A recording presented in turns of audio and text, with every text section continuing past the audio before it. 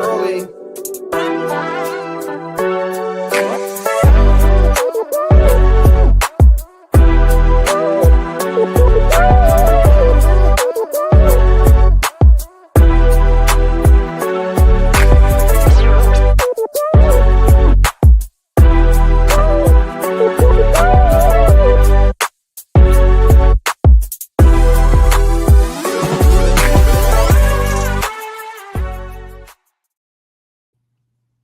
Okay. Good morning, and Good welcome morning, to another everyone. episode of Corporate Conversations with our host, Gemini, and Rasha as the co-host, and our co-host, Dewey. Yay! I know, right? Happy New Year's to everybody. Happy New Year. Thank you very much. Thank you. I know, we're still in January and still saying Happy New Year's. Seems Yes. like January is like 15 years long. What's going on with this month? It's so many things that's happening. We got these fires going on in California, the snow going on back east. So it seemed like we've been through a year's worth of issues right in the first couple of days of January. Isn't that the truth? Oh my gosh. Yes, Lord, we have. Yeah. It is so much going on. We need a vacation from 2025 already. Then we all know what's going to happen Monday with this. Yeah, what's happening Monday? Oh, besides MLK? And then also Martin Luther King's birthday. Yeah, Dr. King's birthday. That's the positive side of it. We're going to be discussing information of what Martin Luther King helped us with and provided to all the Americans, especially African Americans in America. Yeah. All the help that he did with helping us get ourselves together. And we were really going to go and change the world, but you know how that gets stopped. So now we got this inauguration, and the inauguration has been moved to inside because of the weather, everything being so cold. So there's a lot going on. Yeah, we need a resort from 2025. We need a vacation. Already. Yeah, we need to tap out already. Yeah, 2025 is already doing this thing. Ain't that the truth? Oh my gosh. There's a lot going on. New positions, there's so many transitions, right? Transitions. Yes. It's going to be a transitional year. Yes, it really is. Of wealth. Redistribution. Yeah. I really feel like it's going to go all the way into 2026. Mm-hmm. And if you don't have different streams of income coming in, you need to start working on that. Get your ideas going, get stuff flowing. Because we cannot depend on our jobs. We can't depend on our economic situations that are around us. We just got to go for what we know. Is pretty much, we really have to start from scratch. And all the information that we had in the beginning, all of that's been removed because all of our education has been geared around to making us good workers, which it's not profitable in that, because they could cut your retirement, your pension at any time and say, oh, well, we don't have it. But now we really have to be a little bit more resourceful in 2025. We have to have that self-awareness that we're always talking about. And when we don't, have that self-awareness, then we lack what's going on all around us. And then we're not prepared. We're caught off guard. Follow your instincts and don't be afraid. We need to go back to 5 years old. Remember when you were 5 years old and you would think, okay, you had a thought in your mind and there was no disconnect. It was, let's do it. So we need to do it. And that's true. We need to go back to that. So true. Because when we put our minds together, it's amazing what we can accomplish on so little. So we just need to use what we got. Don't worry about what we don't have. Let's just do it. Yeah. Yeah. Facts. Big facts, Rasha. That's that real talk, Rasha, right there, y'all. Yes. Yeah, so I'll be sending out LT11s and CP2000s for those of you who got on a little bit late this morning, afternoon. Yeah. We're gonna do an examination and we want an explanation as to why you were on late. And I might have to make you use some of your own leave. Oh, they're getting audited. Yeah, they're getting audited. Use my own leave, huh? You ain't got no leave. We have a team meeting. Oh boy, I'm in trouble now. Uh-oh. 595 on the team in trouble. It's over. Everybody on the team in trouble. Yeah. Right. And they stay asking, what's the time code? What's the time code? You wasn't even there, code? so you never saw the time code. They only gave it to you about 12 times. But since you really wasn't in the meeting, you never really saw the time code. 8? Can you count up to 8? Act like they can't count. Use your fingers. Rasha, girl, you something else. Oh my gosh. It's just hilarious.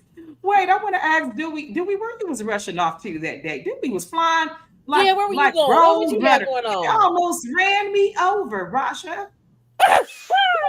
Wow. Yeah. You mean the last time we met, the last show you did? No, at building, Mr. Crazy, the building. You were you talking about when you talking about when everybody was leaving? Oh my God. I don't know what everybody was doing. I just know you was running me over. When everybody was, I don't know what nobody was doing. Wow. I just know, well, you know me, I'm always on the move. Yeah, I'm always on the move. Yeah. Mm-hmm. Oh my gosh, I was dying. I said, oh my gosh, Dewey must be in a hurry to do something or go somewhere. I didn't know what was going on. It was so much. Was it around the time when we were leaving for work that day? Leaving at all? I don't know. Dewey, see, you were flying so fast, you didn't even notice that you just ran me over. Oh Lord. I apologize. I'm sorry. I said, good. Oh my gosh. I had to ask you. That's what I'm gonna ask him when I see him. Where were you going? Where were you going? That reminds me of the time when we were leaving. Tell him where I was on my way to. Mm-hmm. Oh, well, we were leaving from work one time, and we went to the parking garage. So we have a parking garage across the street, and we saw this car driving pretty fast. And we were walking, across, and the car just came barreling on down. So we started to get out the way. So when we started walking briskly, then we started running. So we had to run and get out the way. So there was an older lady named Miss Francis. True story. Mm. She rest in peace. She said, "Why you almost make me hit you?" Oh Lord! Why did you almost make me hit you? Miss Francis. Look, not Miss Francis' ass. Oh my God. Miss Francis, let me tell you, she was straight up old school. She used to work out in the field, and they wanted her to become a manager, and she said no. I can't. And so God. One day she was talking to somebody. Well, you didn't call here to file. You didn't call here to pay. Well, what you call here for then? Oh Lord! While we were in training, I got some stories about Miss Francis. I learned my acumen from her, but I had to tone it down because the pendulum was swinging from collections to customer service.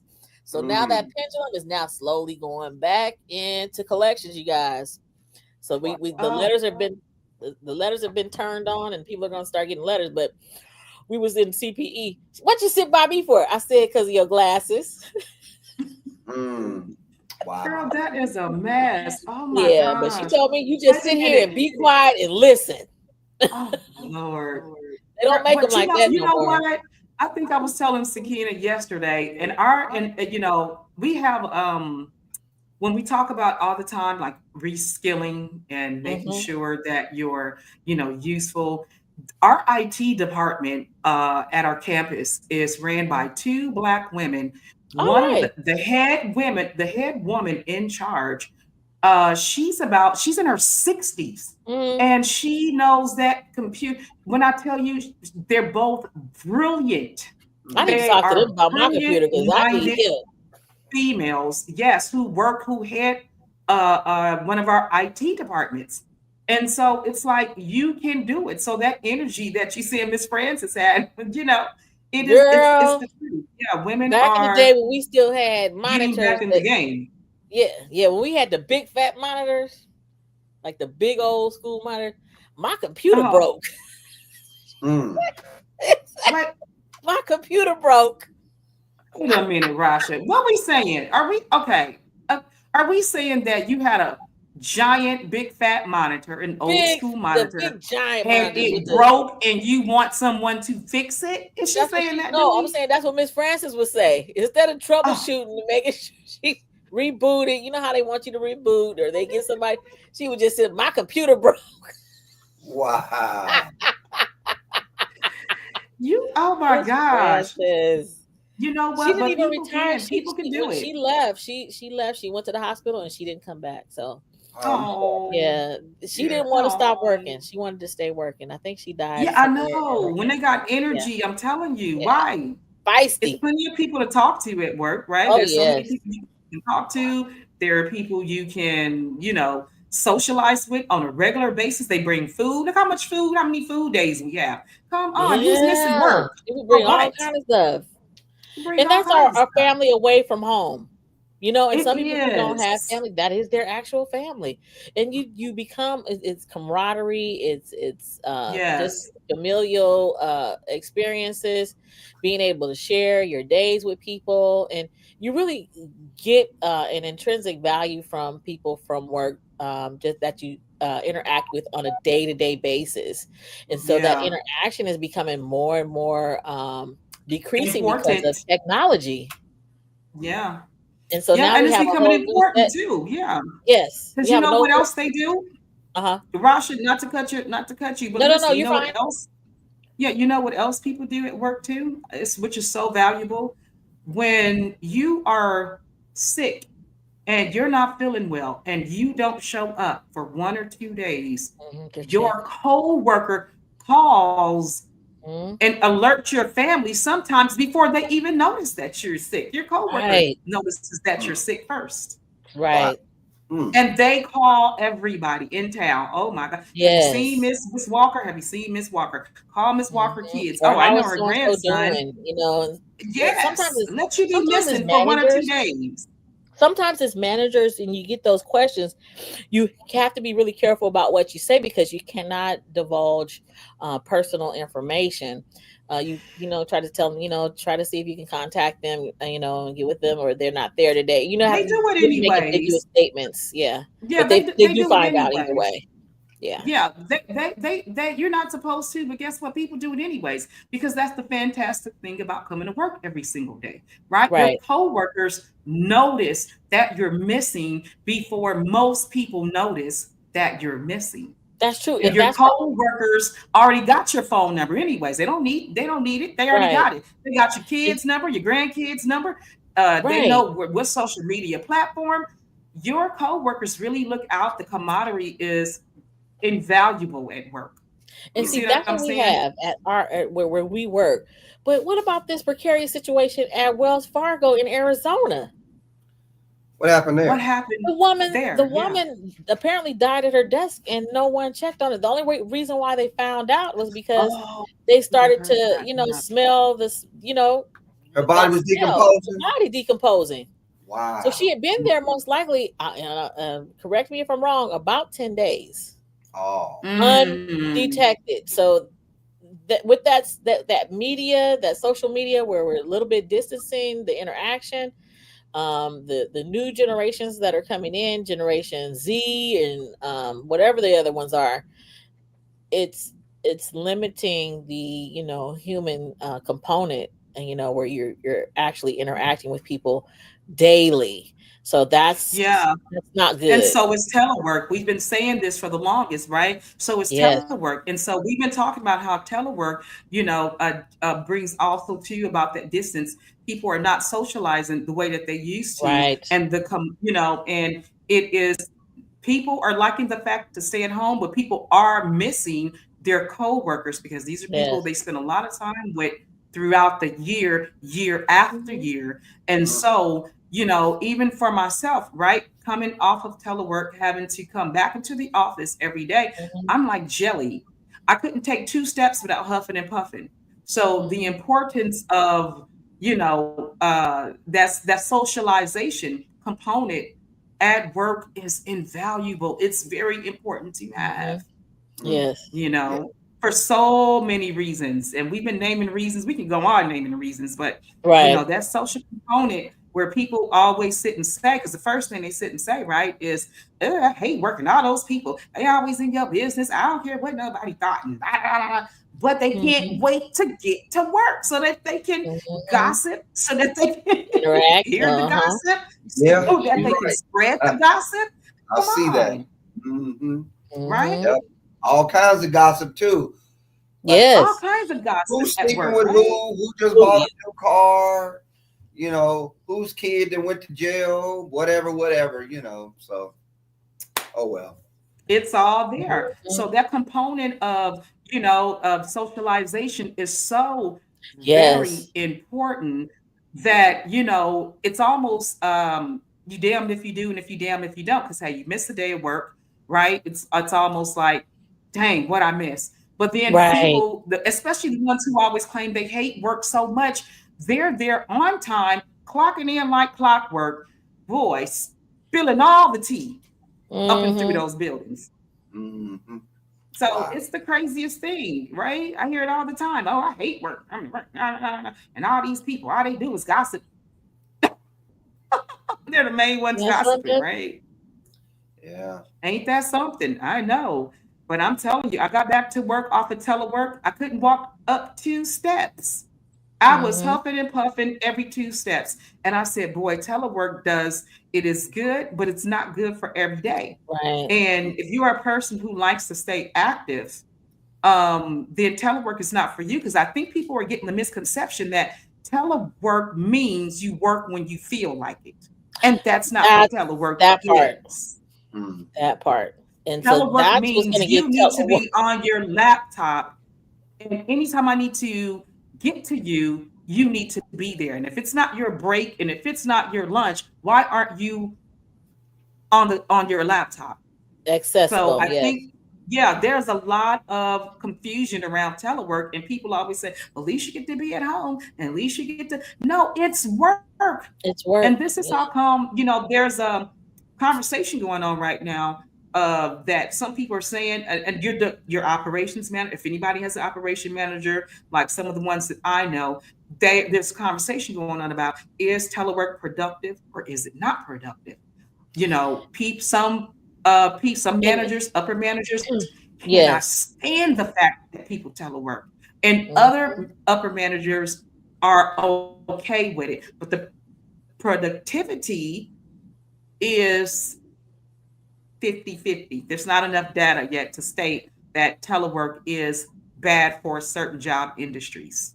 But then you have to look at it from the few standpoint that's messing it up for most of us that are not accountable, that are not trying to do their job expeditiously or efficiently on telework. They're making it worse for everyone else, because now they can point to that and say, well, see, we let them go home and be, work on their own computers and have a little bit more freedom by not coming into the buildings where we can pay a little bit more attention to them or make sure that they're doing what they're supposed to do. They're not doing it. And because of their lack of work ethic, they're messing it up for everyone, because that is a real hot issue.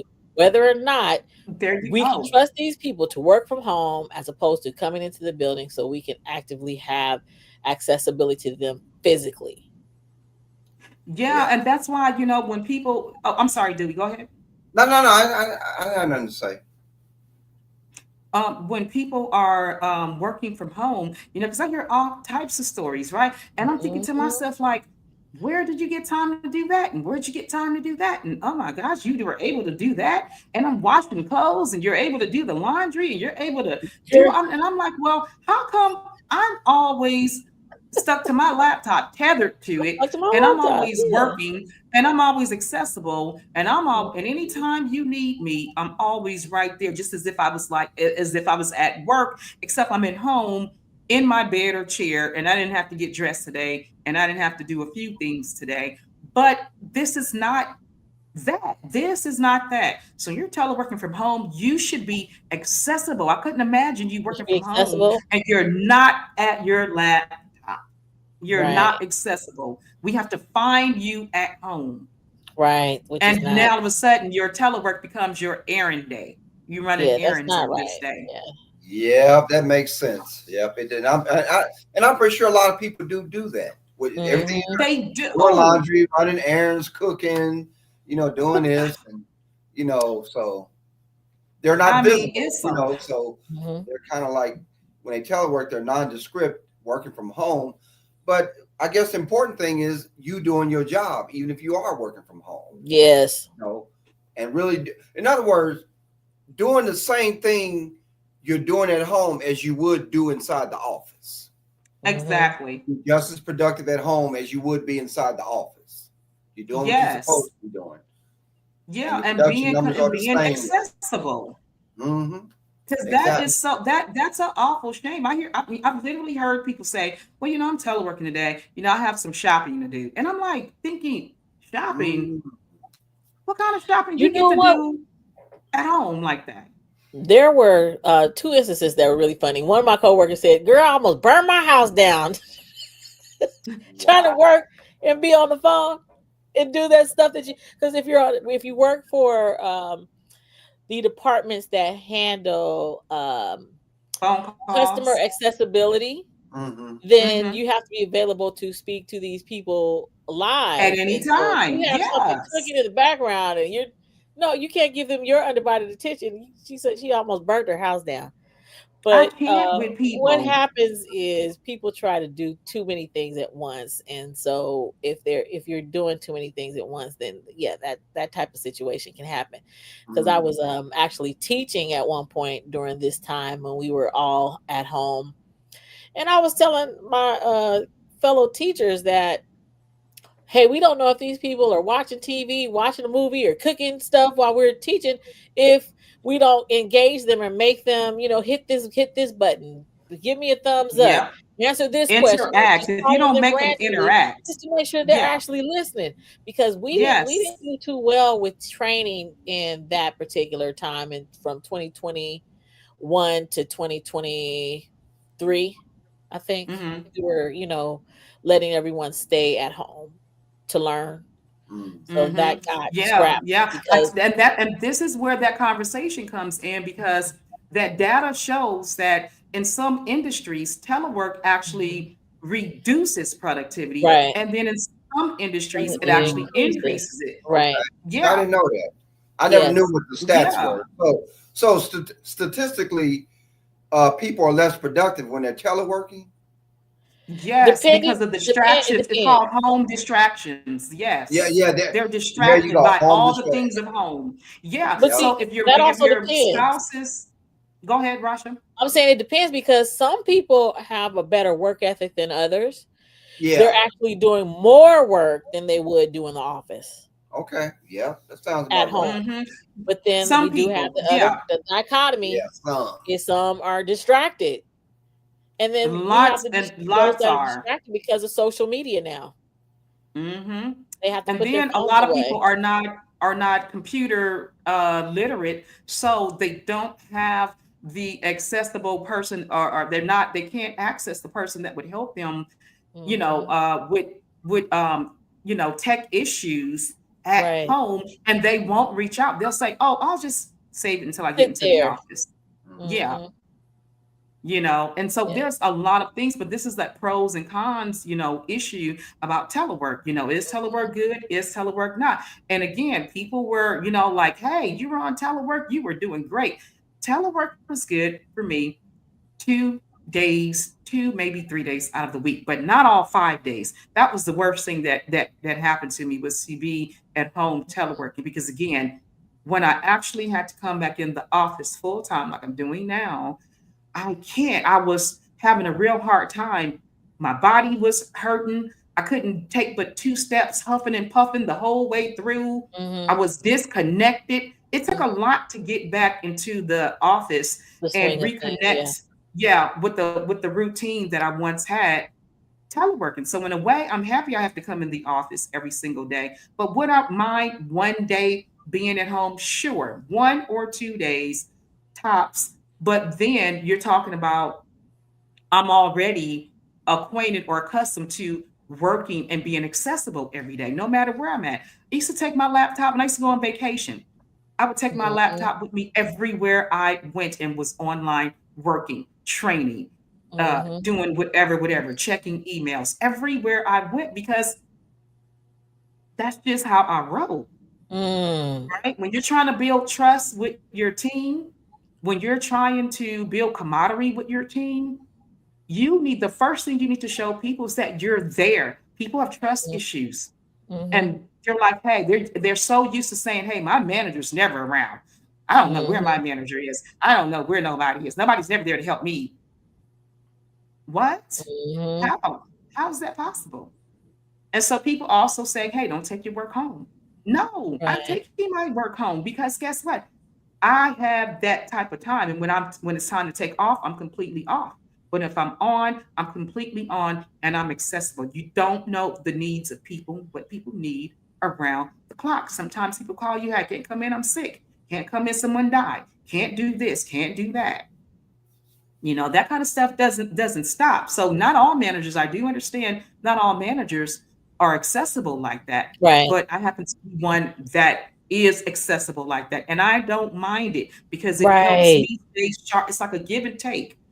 And because I'm accessible all the time, I always have a better team than most. I know that there's a lot of distractions that happen when you're in management, where you have to answer emails, you have to be there for your people, you have to get things in by certain deadlines, especially with the time, timekeeping. I don't think that's a really big task for managers to have to keep up with time when it should be delegated, or someone else should handle it that actually works on the setter page all the time. So that's a lot too, to have it on is. And then trying to build a rapport and trust. But that distraction is really bad, because even when everything was shut down, during all of the shutdowns, people had to start relearning how to drive, because now they're distracted, because now you're not driving all the time. So just like working from home and working in the office, there's different actions that you take that you may lose from telework to just working specifically in the office, that has to be considered as well. So we just have to just work together. We do. We have to sit here and work together. But that's why we have these type of shows, whether people appreciate it or not. The working class will, appreciate the things that we talk about, because we go to work every day, and every day that matters. If we're spending 8, 10, 12, 14 hours at work, then things at work matter too, equally like they matter at home. Okay, so always bringing in that balance, and making sure, because it's a lot of times we're at work and people don't understand us, right? They're like, why are you always talking about work? And every time I turn around, it's work, work, work, because that is technically all that we do. It's a part of the work culture, right? And as a culture, like of things, like with anything, it plays a huge role in what we do each and every day. And we do not sit here and wane from that. We work hard, we play hard. We work and we schedule things, and we do workarounds. We have our families, and then we still have work. So the work dynamics have changed, and we're going to continue to talk all about work all of the time, because hopefully everybody who goes to work all of the time can appreciate the things that we talk about in our work culture, our workforce environment, and in the dynamic of working period altogether. So I'm going to change gears. Thank you, Salia Binya. He said it's appreciated. He appreciates us because he works all the time. I'm almost for sure he works every day. So we talked about how he's an overtimer. I already know. Yeah, so we've talked about how our work acumen affects everything. So just like you stated, we're changing gears. We're going to be talking about how, when you're working in an environment that is not conducive to your contract or your employment, there is a group that's there to assist you, that we all belong to, and we have our unions that we have to protect workers from being mistreated by management. But one thing I do always say is, the union can protect you from management, but the union cannot protect you from you. Uh-oh. That makes sense. Uh-oh. That makes sense. Yeah. Oh my gosh. So we're going to sit here and talk about our presentation. We do have a presentation. We're going to be talking about Martin Luther King and the workforce environment, what he thought about the working class. There's a lot to be said about Martin Luther King and the working class, because he included that in his equity and diversity, in his civil rights, in his equal rights for all.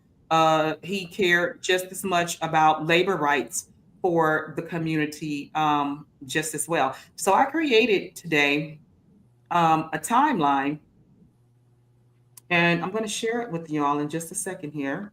I think I'm getting ahead of myself. I created a timeline so that we can talk about some things in the day in life of Martin Luther King. He was a busy person. He really was. It's like, good Lord, every time you look up something in Martin Luther King, it's like, how did he have time to do all that? And we should ask him some questions. If we can go back, I would say, how are you able to manage all of these speeches and tours and protests? And good God Almighty, what didn't he do? Right. Well, you know what he did is research. He did his research. Yeah, he was an avid studier. He studied the American history, and so he brought that with him. So being influenced by his education, his parents, his religion, his outside influences, as well as his personal, family structure. I believe that really was the archetype of the architecture that he brought to the table. So he was really dynamic and a young person. Yeah, very ready to go, on the move. Yeah. He was just basically an activist before his time, because even when he was trying to push the agenda, he got pushed back from those around him in Atlanta. So it was not a great time for him or his family. Yeah. Well, and Dewey also said that he is he knows a lot about MLK, and that is great, because when we start breaking down some of this, getting into some of this stuff, then Dewey, that'll be fantastic for your please knowledge and breakdown. So what were you saying? You talking about me, LaShawn? You said me? Okay, as far as what? As far as like my no, not yet. I was just making sure that everyone knew that you were I mean, I ain't gonna say I'm like the expert on Dr. King, but believe me, I've read more than my share of books over the years. But I'm gonna tell you, one of the best books ever written about Dr. King is called The Death of a King by Tavis Smiley. I think everybody who wants to know about Dr. King, that chronicles his life from the time he was born up until his death. I mean, it gives you some details that you won't find in a lot of other books that were written about Dr. King. Yeah, it's called The Death of a King by Tavis Smiley. Tavis Smiley. Yeah, I'm familiar with Tavis Smiley for sure. Yeah, I remember Tavis Smiley. Oh, yeah. Anyways, that's another conversation. So we're going to start. This is called the History Timeline. So this is Martin Luther King Jr. He was born as Michael King Jr. on January 15th in Atlanta, Georgia. Right? Now, this is interesting, right? He enrolled at Morehouse College at the age of 15. So he was a bright one, wasn't he? Absolutely. Yes. So that was in 1944. And then he was born in 29.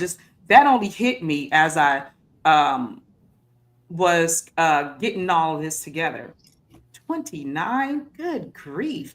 The 30s, that was prohibition, right? That was the Cotton Club. That was prohibition. That was, goodness gracious, that was a long time ago. 1929.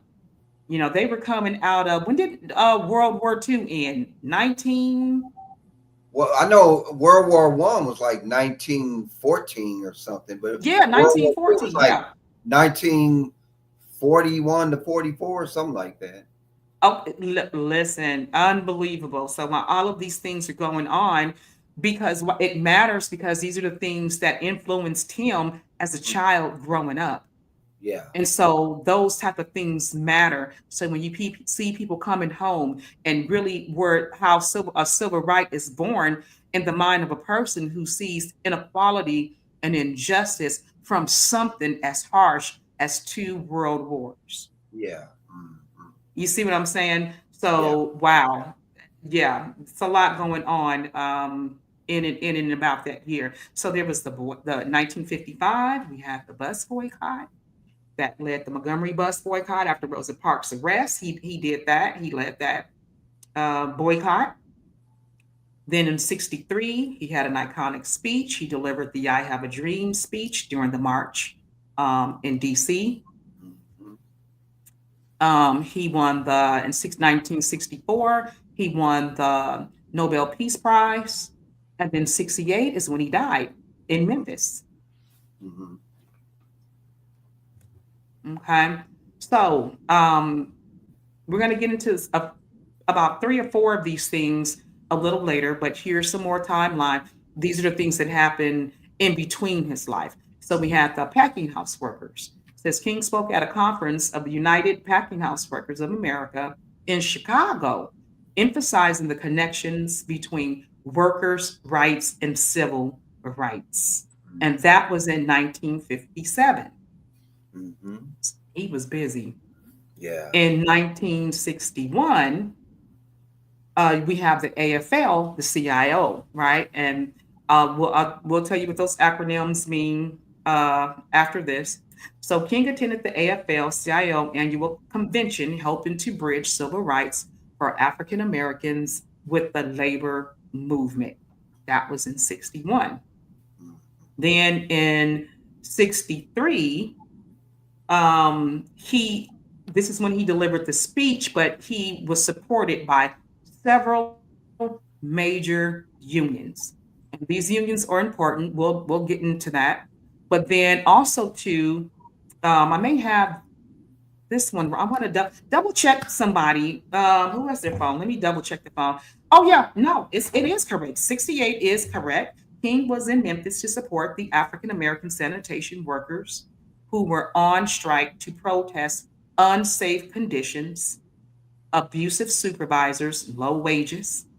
He delivered a speech on March 18th, 1968, to over 10,000 people, emphasizing the dignity of labor and the right to organize. So in 68, he was busy. And also in 68, he also helped create the Poor People's Campaign, which was a political campaign that culminated in the demonstration held in DC in 68, which participants demanded that government formulate a plan to help redress the employment and housing problems of the poor throughout the U.S. Now, don't forget, in 68, he died. So these are the things he still was doing during his time of living to help communities all over. Yeah. So notice he's born in Georgia, but and he died in Tennessee. He's helping people here in Chicago. He's back to DC.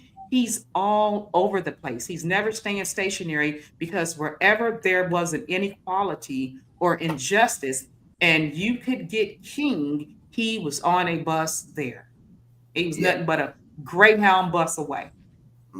If I could just digress for a minute, if Martin Luther King was alive today, he would be probably around the age of 95, 96. Yeah.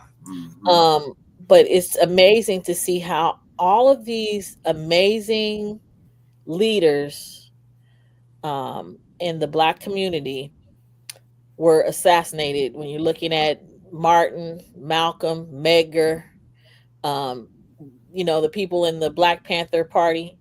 There are things that we have to look at to ask ourselves. It's interesting how all of our leaders just have gotten executed.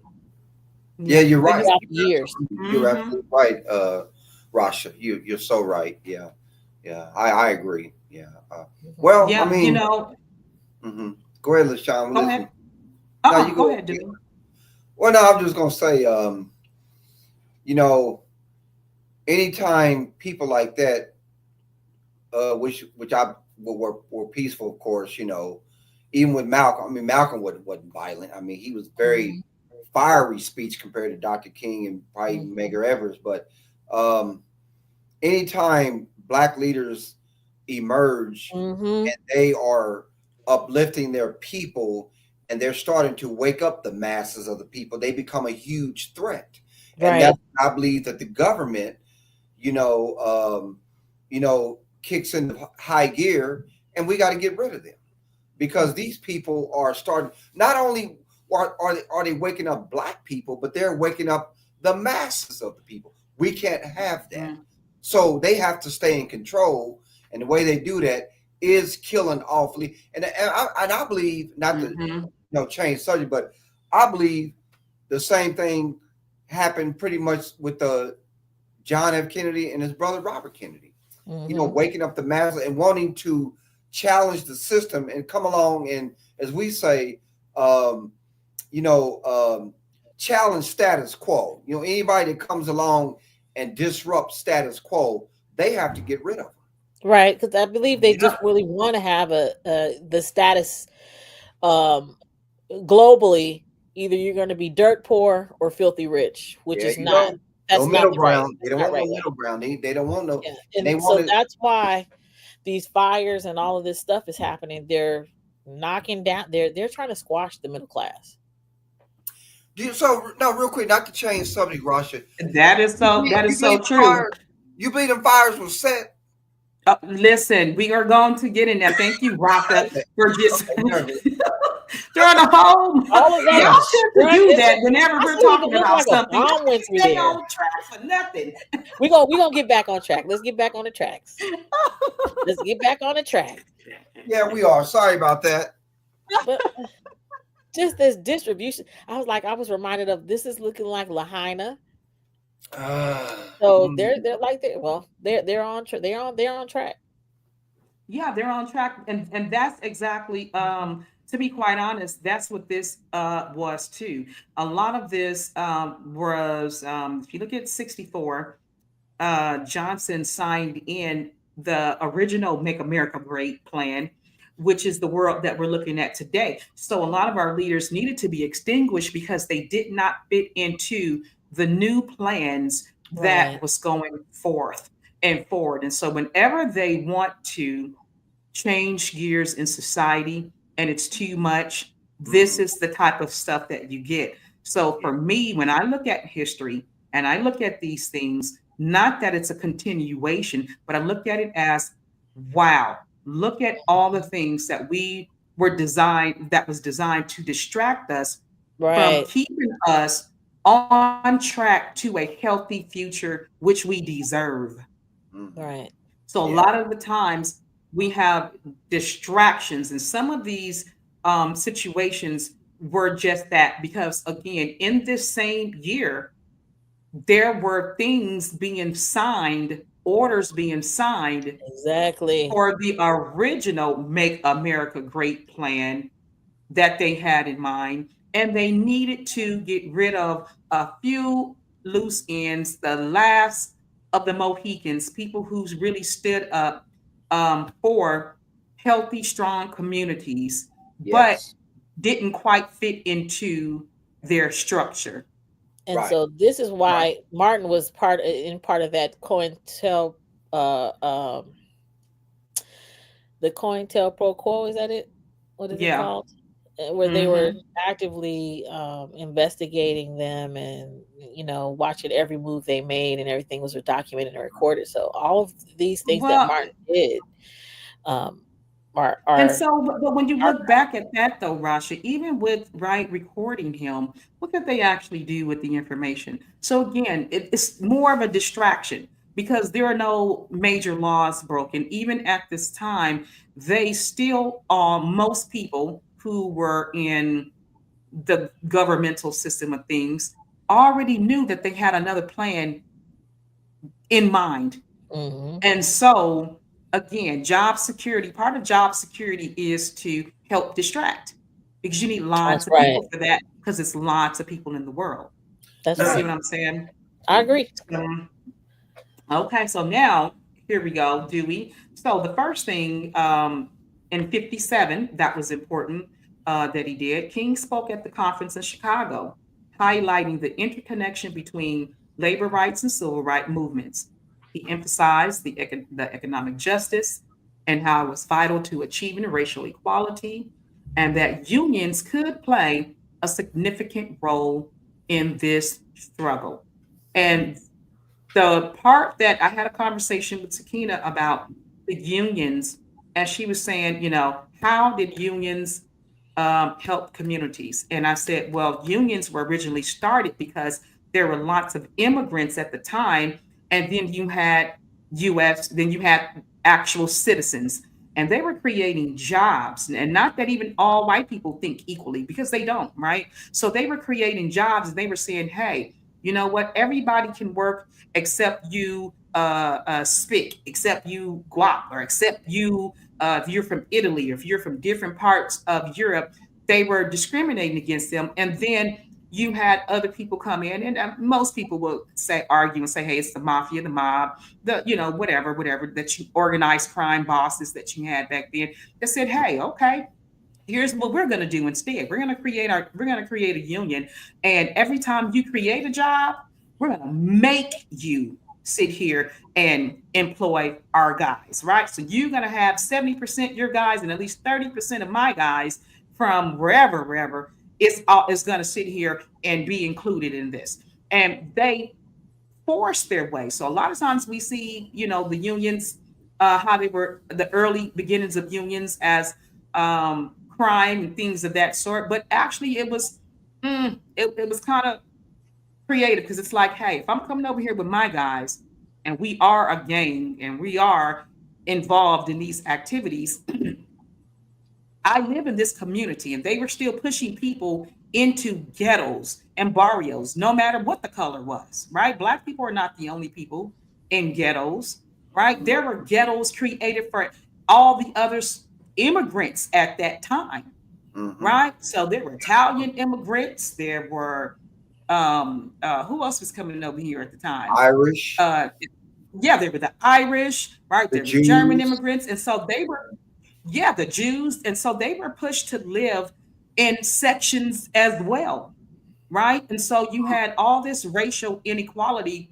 way back when these unions were created, and unions help get their people jobs where they otherwise would have been excluded, no matter even if it was by force. This is what they did. And so thus you have all of it, the whole great big story of the union, including corruption and this and that and the third. It all goes hand in hand. So the UPWA was created in 1943 from the Congress of Industrial Organizations, also known as Packinghouse Workers Organizing Committee, in contrast to its rival union, which were the amalgamated meat cutters, which was also another union. The UPWA was aligned with the radical left and committed to interracial cooperation, which means that they were saying, hey, we don't really care what color everybody is in this particular union. If this will help resolve and put it into a certain type of discrimination, we're here for it. So the union began pursuing anti-discrimination activities. The following year, it created an anti-discrimination department dedicated to ending racial discrimination in the meatpacking plants and working against segregation in local communities. Now, I put a bunch of footnotes in here because there are several people that help this cause and that are important to this cause. Russell Bull, Richard Durham. Richard Durham. You have some other people here, so I've included just some of that right there in the timeline. And this was in 1957, and MLK spoke at this. He did a speech here that helped solidify this particular union. Okay. So we also have the American Federation. This is the AFL, and this is what is short for. It's an acronym for the American Federation of Labor, and the CIO is Congress of Industrial Organizations. Thus, you have the AFL-CIO. Well, they invited King to their annual convention, and he used that platform to build bridges between the civil rights movements and the labor movement, advocating for better wages and working conditions for all workers in regardless of race. Oh, I don't know why that still says United Packinghouse. I forgot to change that. Sorry, y'all. So, following the 1955 merger of the American Federation of the AFL and the CIO, they became an ally of the Civil Rights Organization. Martin Luther King spoke of the shared goals of the civil rights and labor movements, noting that in his address in 1961 at a national convention that both African Americans and union members were fighting for decent wages, fair working conditions, livable housing, old age security, which, by the way, y'all, they still use that word. Oh, it's called OASID, old age security, such and such program. So they still use that word. Old age social security, which is of social security, health and welfare measures, and conditions in which families can grow and also have education for their children and respect for their children. That was a speech that he gave. The AFL was founded in 1886 as an umbrella for unions of skilled craft workers. And in 1926, under the leadership of A. Philip Randolph, the Brotherhood of Sleeping Car Porters became affiliated with the AFL. And the AFL gained organizing momentum during the New Deal era. That New Deal era. I can't, oh my gosh. Yeah, we'll have to talk about that later too. It was no deal for us. Yes. Ain't that something? The New Deal era. And I'm telling you, it's a lot in between all of this, which was new after the passage of the National Labor Relations Act in 1935. CIO, which first emerged as an AFL committee, split from its parent organization in the late 1930s when the AFL and the CIO amalgamated, and the 1955 merger agreement included a civil rights clause calling for non-discrimination of its union of union privileges. Okay. And so that is huge because today, what's very interesting, after all that work went into creating these unions to protect certain jobs, most unions are still white owned. They're white ran, rather. And so it's very interesting how we lost a part of what the unions, how they really help families and really protected people. And I say that because my husband, Eric, when he was alive, rest in peace, he worked in the union. I was a union wife for 10 years, right? And so I saw the good and the bad and the ugly. And I saw all the people who were heads of this, which are not people of color. And it's a daggone shame. There's a lot to this. And this is the union is something that is very intricate, like a dictionary. You would have to know all the ins and outs of running it. But the people who run it come from generations of this, of understanding laws,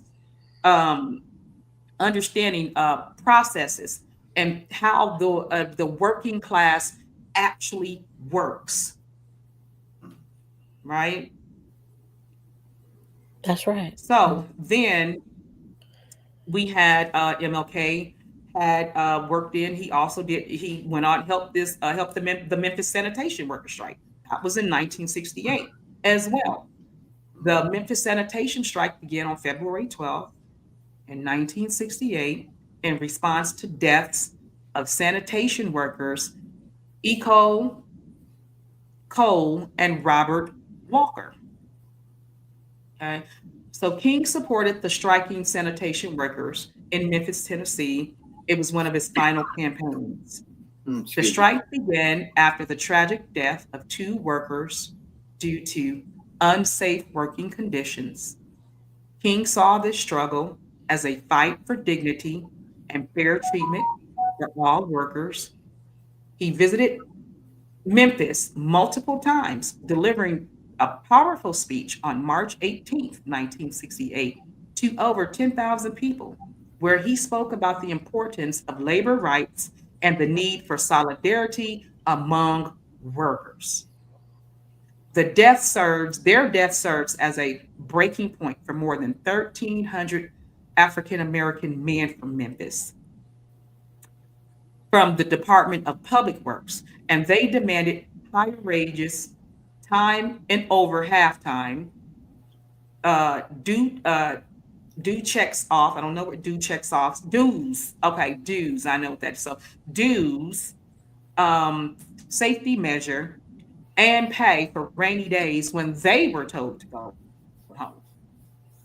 Mm-hmm. The Memphis sanitation strike was led by T.O. Jones and had the support of Jerry Worth, president of the American Federation of State, County, and Municipal Employees, and the local branch of the National Association for the Advancement of Colored People, which is AKA the NAACP.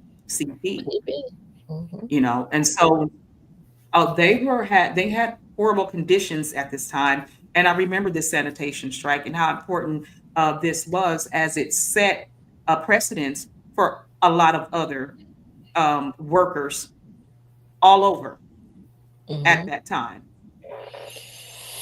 And a lot of companies were still getting away with deplorable working conditions. I remember one of my older sister friends having to work in something similar to a sweatshop in South Carolina, where they were ironing the shirts, probably like in the summertime.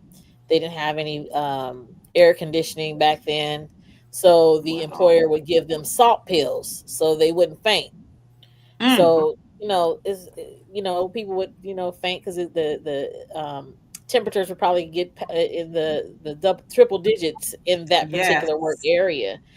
There was also an issue that happened in, I want to say, Vallejo out here our way, where I want to say at least 300 men were killed because they were unpacking some explosive materials from the docking area. They lost their lives because there was no safety instructions in place. They were just having them handle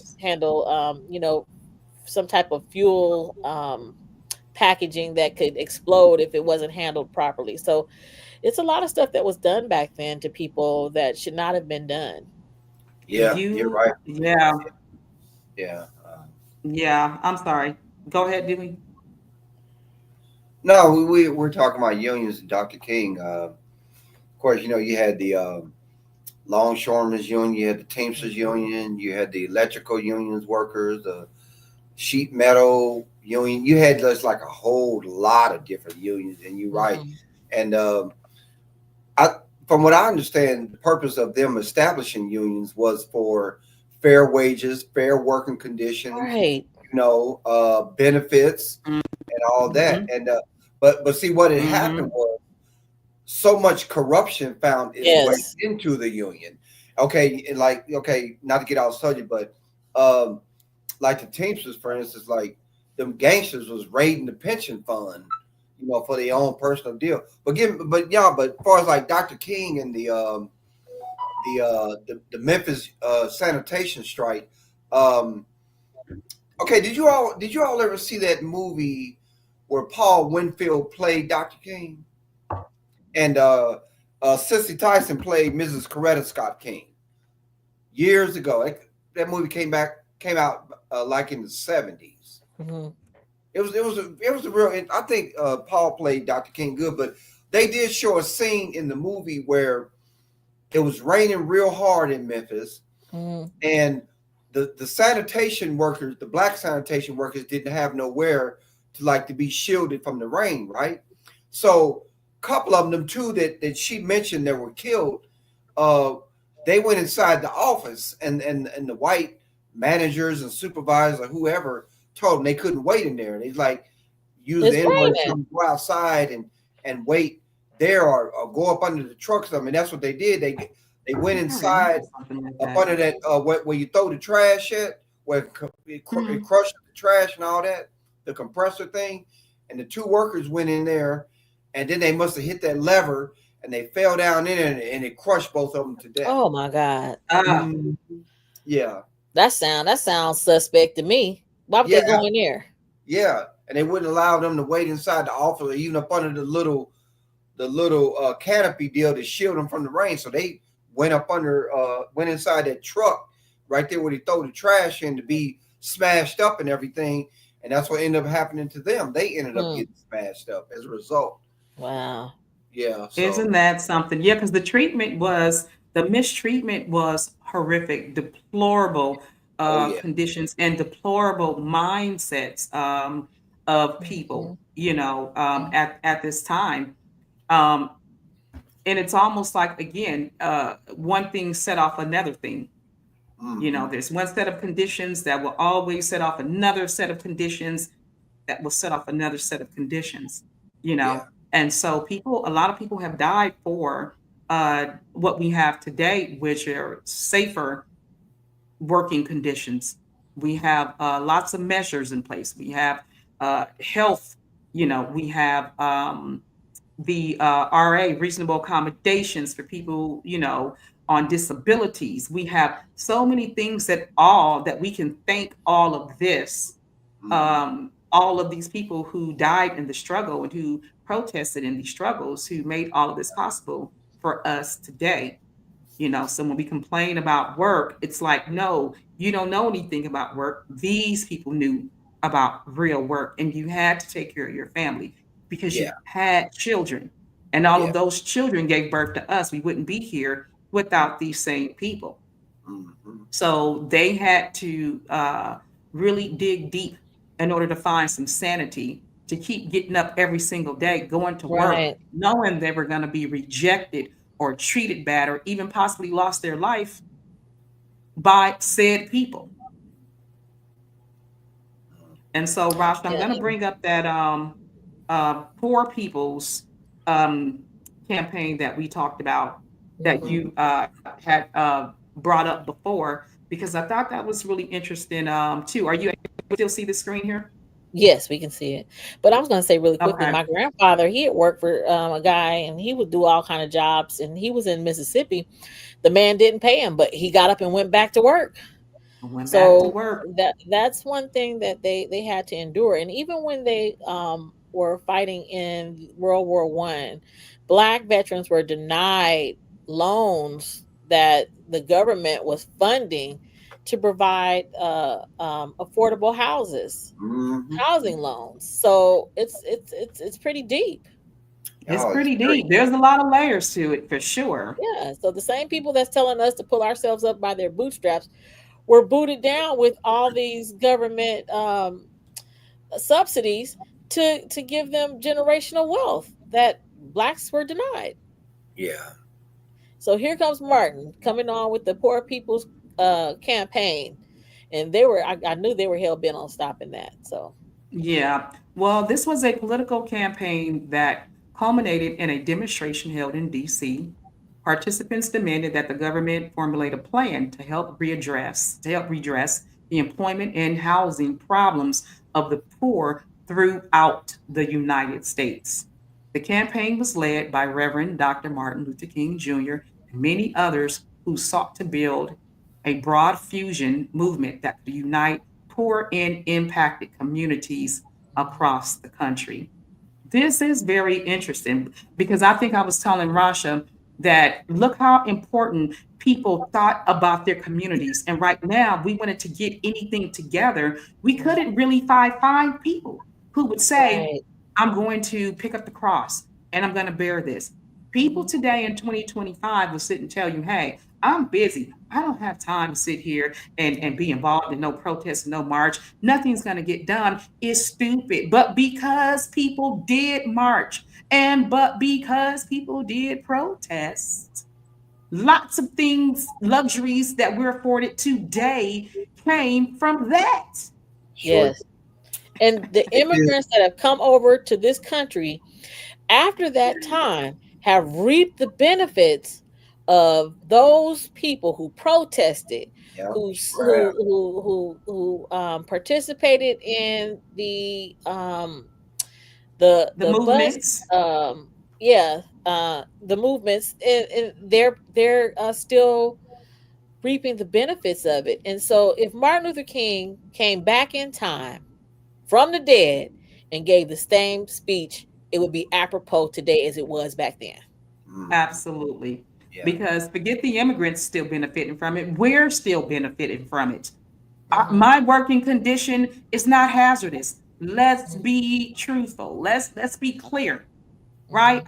I don't know what a hazardous working condition environment looks like, but that is because of people who marched for, right, equality against our labor, our labor conditions. They were piss poor at one time. Piss poor. We couldn't even imagine the god awful conditions that your mom or your wife or your husband or wife would say, baby, get up and go to work. And you say, wait, that sweatshop. Yes, we need to eat. Baby, get up and go to work. And that piss, with people piss in the corners because they don't have no proper place to, release themselves. Yes, baby, we need to eat.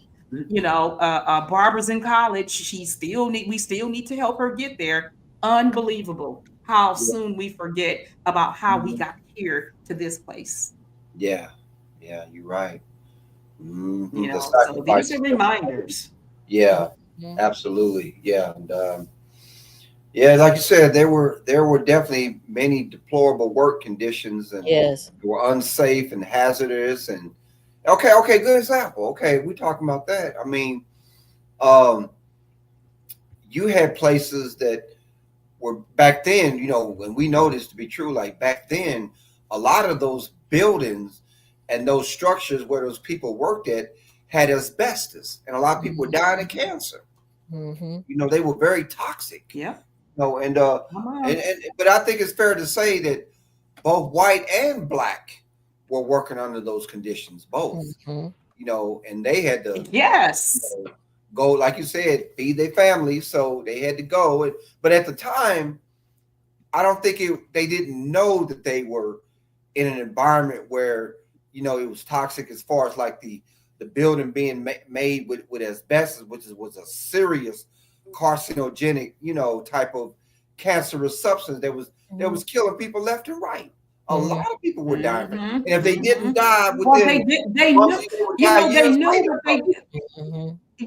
knew, but they like with anything that they would used to do, they would hide the test results because they need the material, and they didn't have another material to replace it. So of course, keep the poison material. Keep the poison. What do you mean? We just bid on this poison for in a contract, and we just paid $175,000 for 50,000 pounds of this stuff. What do you mean throw it in the trash? No, we're gonna keep using it, and we're gonna sit here and poison everybody with it. Did they know at the time that asbestos stuff was cancerous or whatever?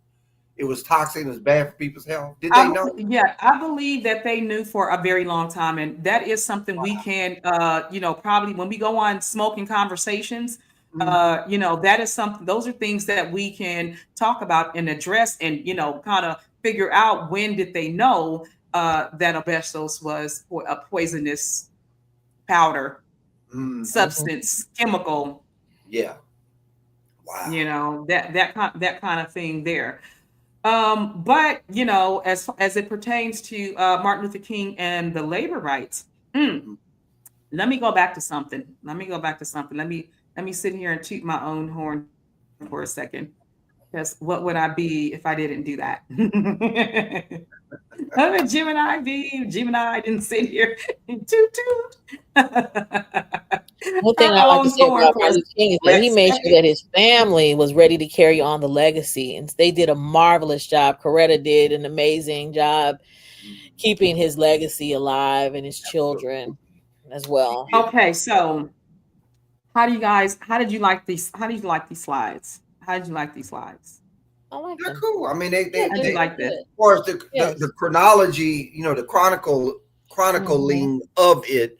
Oh yeah, I think it's done very, very tastefully. I mean, it's very thank you, informative. because I sat up all morning long and did this. Yes, thank you. Got all the pictures together. I had to put in all of the pictures and all of it. I had to write all the information and put in all the dates. But and you know what? Okay. And I couldn't do more. I wanted to do more, but I was so tired from just doing this.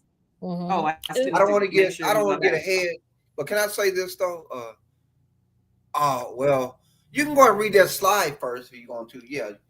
Okay. Yeah. Let me go ahead and give miscellaneous staffing, Latasha Crawford a shout out. Right. Okay. This is one of our sponsors here for the channel. So let me say thank you. Yeah. So Latasha Crawford is she's certified. She's a certified business development workforce person. She has miscellaneous staffing. She also does government contracts. I'm going to play her commercial here in a second. We cannot get that sound working for that commercial, and so we have to sit here and talk about it. But she is a plethora of information for anyone who is looking for work. She also can get you set up in your state and city where you are for a job. She also has remote jobs where you can be anywhere and still work for her here. She has virtual jobs. She has jobs for felons, people who need second chance jobs, who's just gotten home, touchdown from prison. She has jobs for the youth. She has jobs is job creation is something she's very passionate about. She is located here in Kansas City, Missouri. However, she can meet you where you are because she does have the remote and the virtual work available. All right. Okay. So let me play her. Let me get her commercial working here, y'all.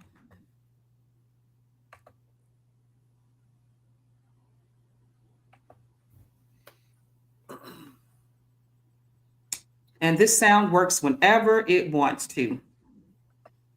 Okay, so this is miscellaneous staffing here. Latasha Crawford, she also shares it with her husband, Laquana Crawford. Hospitality positions, all kinds of positions. Facilities, she employs a lot of people in facilities, lots of people. Look at that. Hybrid positions, virtual, felony friendly. Because we need our brothers who touch down, we need them to sit here and get acclimated into the workforce. So that is miscellaneous staffing. I want to thank her as always for being a great sponsor and a great friend of ours here on this channel. Thank you so much, miscellaneous staffer, Latasha Crawford. Yeah, and I love the fact that she has always hiring. And go ahead, Dewey. Always. Yeah. Yeah, she's always hiring. That's great. Always. So, Dewey, you were going to say something before the commercial break. Was you going to show a slide though? I thought you were going to show a slide, your next slide. But if not, I can go and that was it. No, I was just... Okay. Let me say this about Dr. King, because so much can be said about Dr. King. Matter of fact, let me show you this. Okay.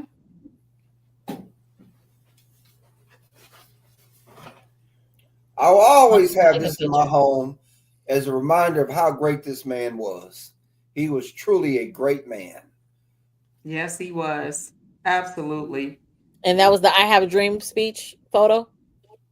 I believe, the March on Watch. Yeah, the I Have a Dream speech. But let me say this, though. Okay. See, so much can be said about Dr. King. Let me say this much, though. There's so many theories as to why Dr. King was assassinated. But One theory that is pretty much very much ironclad as to why Dr. King was truly definitely assassinated was because of the fact when he started speaking out against the Vietnam War. And that's when the government itself has stepped up its efforts to get rid of him. Because after he gave that speech in New York City about when he made the statement, he said, "You want me to practice nonviolence here in America while you are training people to go over to Vietnam and kill people that ain't never done nothing to them." That's right. And that ain't, but I'm gonna tell you something though, and I don't care. I wouldn't care who's listening or what. I'm gonna say this much. Because Mrs. King even said it, and their son Dexter even said they came to a conclusion that Dr. King was a conspiracy of the United States government. He was a victim of a government conspiracy because of the fact, one of the biggest reasons was because of the fact that he was speaking out against the Vietnam War. And that war, believe it or not, was a very profitable war that was generating hundreds of millions, maybe billions and stuff. They weren't going to let nobody come along and break that up. Oh, definitely. No how. So what I'm saying is that when Dr. King, we was talking about Memphis and the garbage strike and where he was assassinated at, a lot of people need to understand the very person that shot Dr. King from across the street while he was on that balcony at the Lorraine Hotel was a Memphis police officer who was hired by the government. And one of the operatives for the FBI under J. Edgar Hoover was some guy under the false name of Raul or whatever. And then also what really blew me away, that blew me up on Neptune somewhere, was that there truly was, it was proven that there was organized crime involvement in Dr. King's assassination. And they truly believed that the New Orleans mafia under Carlos Marcellos had a big hand along with the government and the FBI and J. Edgar Hoover to get rid of Dr. King. Because when he started speaking out against that Vietnam War, that's when he truly became the biggest threat of all to the government. Yeah, but see, there's another layer to that. This is what I be sitting, this is what some of the things I be trying to point out. So if we did a timeline and find out what happened in 1970. Yes. And we already know how the 70s went. I was born in 73, for Pete's sake. Okay. Right? So we know what happened in the 70s. And then what happened with drugs. He was on smack, right? Which is AKA heroin, right? Yes. At that time. Okay. Yes. So if King would have been alive, he would have kept people on the straight and narrow. And his death actually caused people to turn to drugs because our beloved leader wasn't here any longer, and people needed to have something to turn to. And the government had already, like you said, when they were profitable with the Vietnam War, drugs played a huge part in what they were able to secure over there and bring back over here, which caused a lot of our people to fall victim and prey. And that was due to infiltration as well. And the movie, real quick, the movie American Gangster with Denzel showed you that, but go ahead. I'm sorry. Yeah, because again, if he would have stayed alive, right, he didn't fit into what they were getting ready to create on a global playing field. He did not fit. He didn't fit. So he had to go because they didn't need people clean and sober and able-bodied and healthy-minded. No, they needed people weak for that part. And we played our position in that part, and so did everybody else, until we have what we have today. A lot of things that's going on today was already pre-planned yesterday. Yeah. And so again, I'm going to sit here and one day, as especially on Smoke, and do a presentation where I talk about, again, how Lyndon B. Johnson, what he was writing into government as these things were going on with Black people in the communities, right? It was distraction. And again, I will continue to say that. The same thing that's going on now, distraction. P. Diddy is a distraction. Yes. Some of the stuff going on that we see on the news, even including all of these these things that we focus on all the time. There are distractions because they have a plan they need to start getting moving in motion. And when we fall for all of these traps, no matter how it tugs at the heartstrings, and that's the point of a distraction. It's not a distraction like, hey, you see me over here. No, it's more of a mental distraction. So if I can pull you emotionally and on the psychological level, then you will never see what's coming. And then when we get ready to create history all over again, you people won't be a part of it because you let yourselves be distracted yet once again. And as these skyscrapers go up, your name is not on a single one of them. And your children's children and children's children will look up in the sky and say, are there any Black names on any of these buildings? Just the same way we do. Are there any Black names on these skyscrapers? No, we were rewrote out of that. We were duped out of that again because we don't have the proper focus. Why don't we have the proper focus? Because they use a lot of psychological methods and emotional methods to always get us to, and then next thing you know, we're too exhausted to even join the fight. And we start saying stuff like, hey, I don't have no dog in that fight. That wasn't me. I always say that we are, people talk about World War I, World War II, World War III. For our community, we're probably in World War 30 or 50, something like that. They started for the Black men. They came for the Black women. Now they're going for the Black children. They're trying to redistribute the wealth. They're trying to make sure that the middle class is no longer in existence. They want to have piss poor. And so the joke with the piss poor is like, if you didn't have a job and you couldn't sell anything but your piss, you needed something to hold it, right? Like a bucket, because the tanners would use it for the leather. So that's why they were saying you're piss poor, because you were trying to sell that to survive. But most things that we don't really consider when we're looking at this situation is how many times have they squashed an emerging leader that's been coming out of this community to bring the people into order, to make them mobilize and get together and to build their community and to make economic strides. They want to stop us. How many people own their intellectual property? And they have so... Yeah, how many people own their stuff? Because the media is owned by a certain group. And so this group, they're not going to tell on themselves. They're going to point at Sean, they're going to point at Dewey and say, okay, these two are bad. But they're not going to report. Rasha's not going to report on herself. Yeah. Because she owns everything. So she's going to make it seem like Dewey's the problem. Yeah. Of course. And I always go back to the examples of, okay, C&H, one of the largest corporations, wealthiest families. Okay, but wasn't it our people who were in those sugarcane plantations? So who is C&H? Whose ancestor is he or she, for all we know, right? Yeah. Haynes. Wait, okay, Haynes. Wait a minute. Wasn't it our ancestors that was in the cotton fields? So can someone tell me who the heck is Haynes? Okay, not our ancestor, right? Even cigarettes, as bad as cigarettes are a multi-billion, trillion-dollar industry. Whose relatives, right, were in the tobacco fields picking all of that? That would have been our ancestors. So wait a minute, Dewey. Can anybody tell me who is Mr. Marlboro?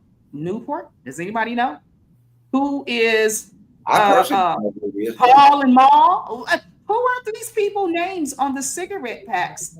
And we're not getting a dime for it, but our ancestors sat and were killed in a lot of those fields and picked that tobacco till the cows came home. Stuff like that is what I'm saying.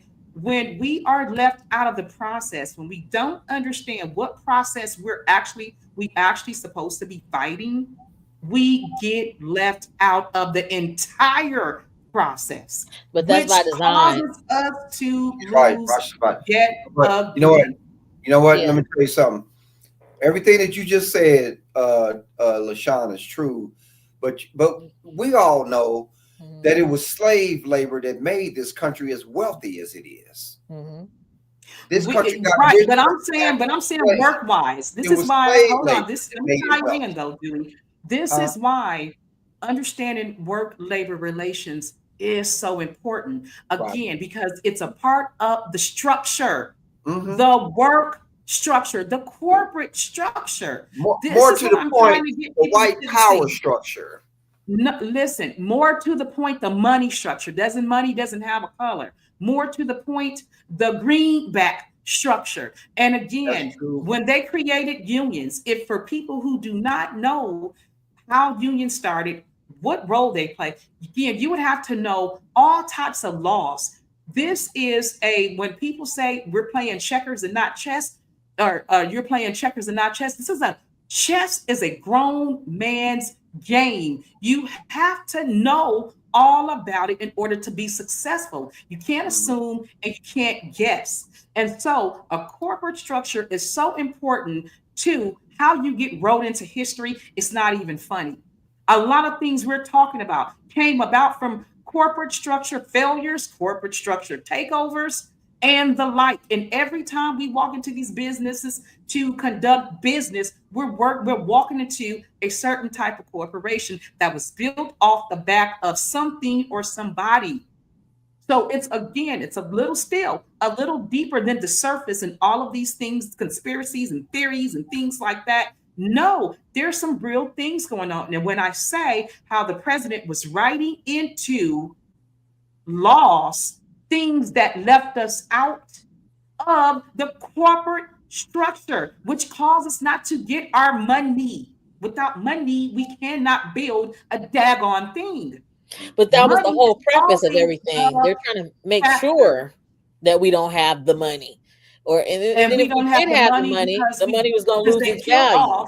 Yep. No, we're going to change it. No, listen. They killed off the last of the players. Not MLK. You've always heard the conspiracy theories, that, hey, he was part of the Boule, right? Don't tell me you didn't, right? They're not saying he's part of the Boule. He's not part of the free Mason or Masonic order, the Black Boule, right? Mm-hmm. These people were in there doing more than just discussing things. They were playing chess for a future.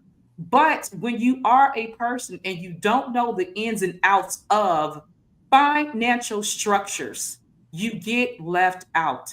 And so it's more than just all of the things that we discussed here, which is so important.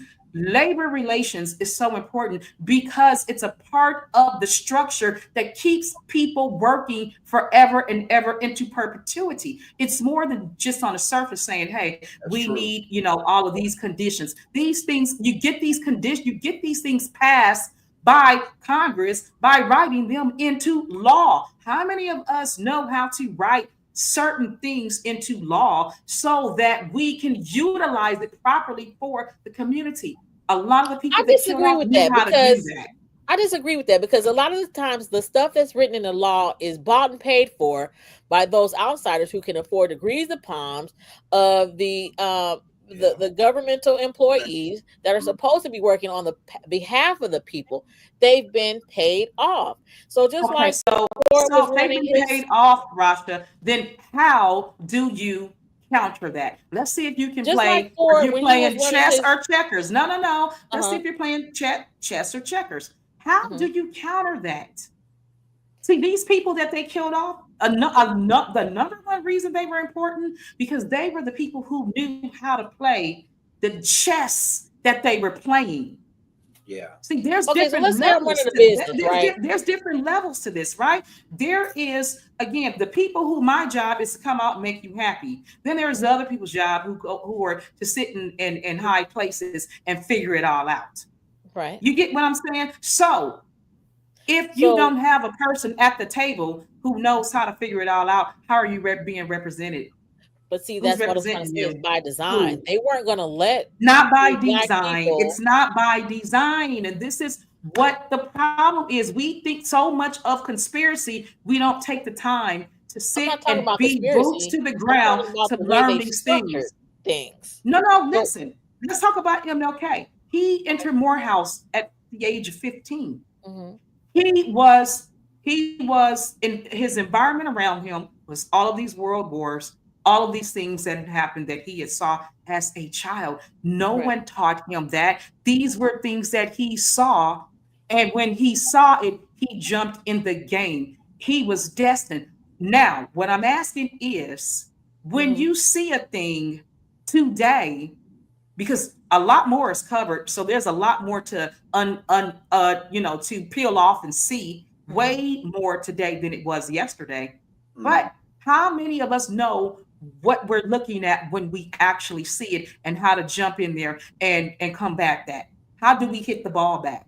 These were things that you have an acumen for, because you see all of these things are around you. So they're built by desire. They're built because of a need. They built because they're intrinsic. They're built because someone passed you the torch. These are tables we don't have a seat at. We don't really know a lot of times what is going on, but we see it after the fact. And then we complain about it after the fact, instead of being moved by all of these things enough to jump in the game and make a difference, just the way they did.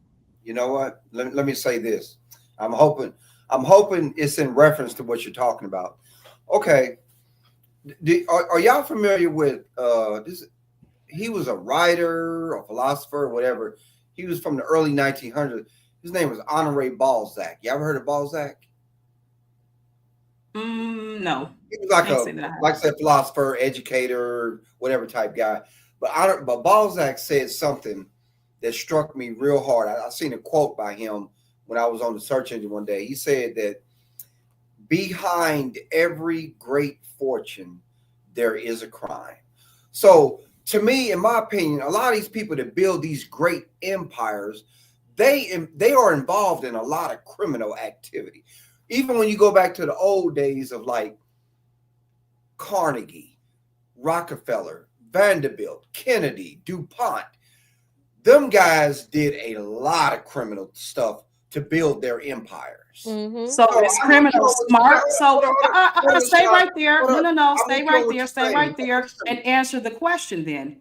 So is criminal smart or not? Make up your mind. Because if they can build an empire, you're saying, here's what I hear you saying. Or legal. No. We're not talking about morally, because morally does not fit the bill of what we need in the community. Here we go again. We are our own worst enemies always. The moral clause, the integrity clause, all these clauses, and not never enough. And then next thing you know, we have no movement and no actions, because we're always worried about all of these things that doesn't matter to us as a people. Don't matter. So Carnegie, Rockefeller, all these criminal mindsets, smart or not smart, Dewey? What I'm trying to think of is they are smart, brilliant people, but they're not smart or not smart. Okay, so if they're smart, they're able to take the advantages of a system that is built in their favor. There was no system. They helped create the system. What part are we missing here? What part of the process because America is built on corporations.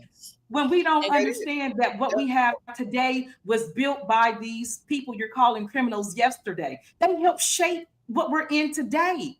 And so if you keep on saying, if you keep on attaching a moral clause to a working condition, you're going to always be left out of the particular process. So Carnegie, aren't they part of hold on, let me ask you guys a question. Aren't they part of the 5 families that still around? That's what I'm saying. The 5 families are still there. Okay, so what system did they build in the beginning to help them stay in perpetuity? Or we're not talking about that. Which one? We don't want to know how it was built, or are we so concerned about the morality during the process? We know that during the Titanic, there were a lot of business people that were against them coming together, creating that one currency, structure that lost their lives. So there were some criminal activities that occurred, but then on top of that, you got your workers that are there.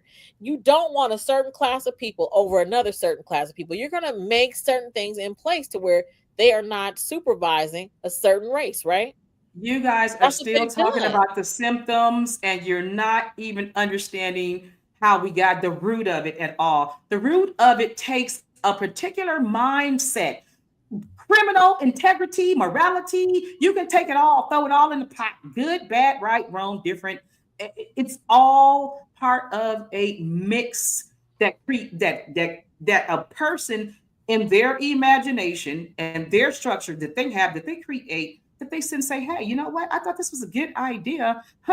I'm getting ready to sit here and put this into full swing, full play, full action. Now, right? What do you do with people that you no longer need? What do you do with these people? Okay, they all listen. They do what they always do with people that they do not need. They create distractions and get rid of the thing that they love the most, and then they sit and start on their brand new distraction. Right? It's the same play over and over. But what I'm saying is this: you can't complain if you're not willing to sit here and discipline yourself enough to pick up a law book and read all 999,000 pages and then sit and say you understand what the problem is. No, you don't. The person who read all 999,000 of those pages know what the problem is. And these are our players. These are the people that our leaders that we had relied on forever and ever and ever. But we minimize, a lot of the times we minimize their real actions, and we wanted them to be all this wonderfulness and all these things that we feel like is safe to sit here and say, because Lord forbid some of them had to play ball like the white folks did, and now you say your blessed person is a criminal. No, they're only criminal to you because that is where that's where something in your mind has stopped you from going forward when you sit and say, hey, I see that, but that's just going a little too far right there. I can't. Well, good. That's not for you. But our leaders have taken that step in further, and as they should, because you cannot build a society, cannot be part of society with 1 trillion people in it talking about peace and wonderfulness and integrity and morality, and how you want to sit here and jump in the game and stop all these problems when you're not even willing to be honest about what is the problem, what is the real root, and how do you combat it, and are you ready to get in the real game of chess to sit here and stop some of this stuff. Because what we're talking about is surface, it's checkers, it's what you need it to be. So you'll paint it pretty because you don't want the ugly. The ugly is what's shaping us today. So we're watching the news every single day, and we're watching it all fall apart. These are old, antiquated ideas. They're falling apart. You got new billionaires coming in with some brand new, all the things that you guys hate.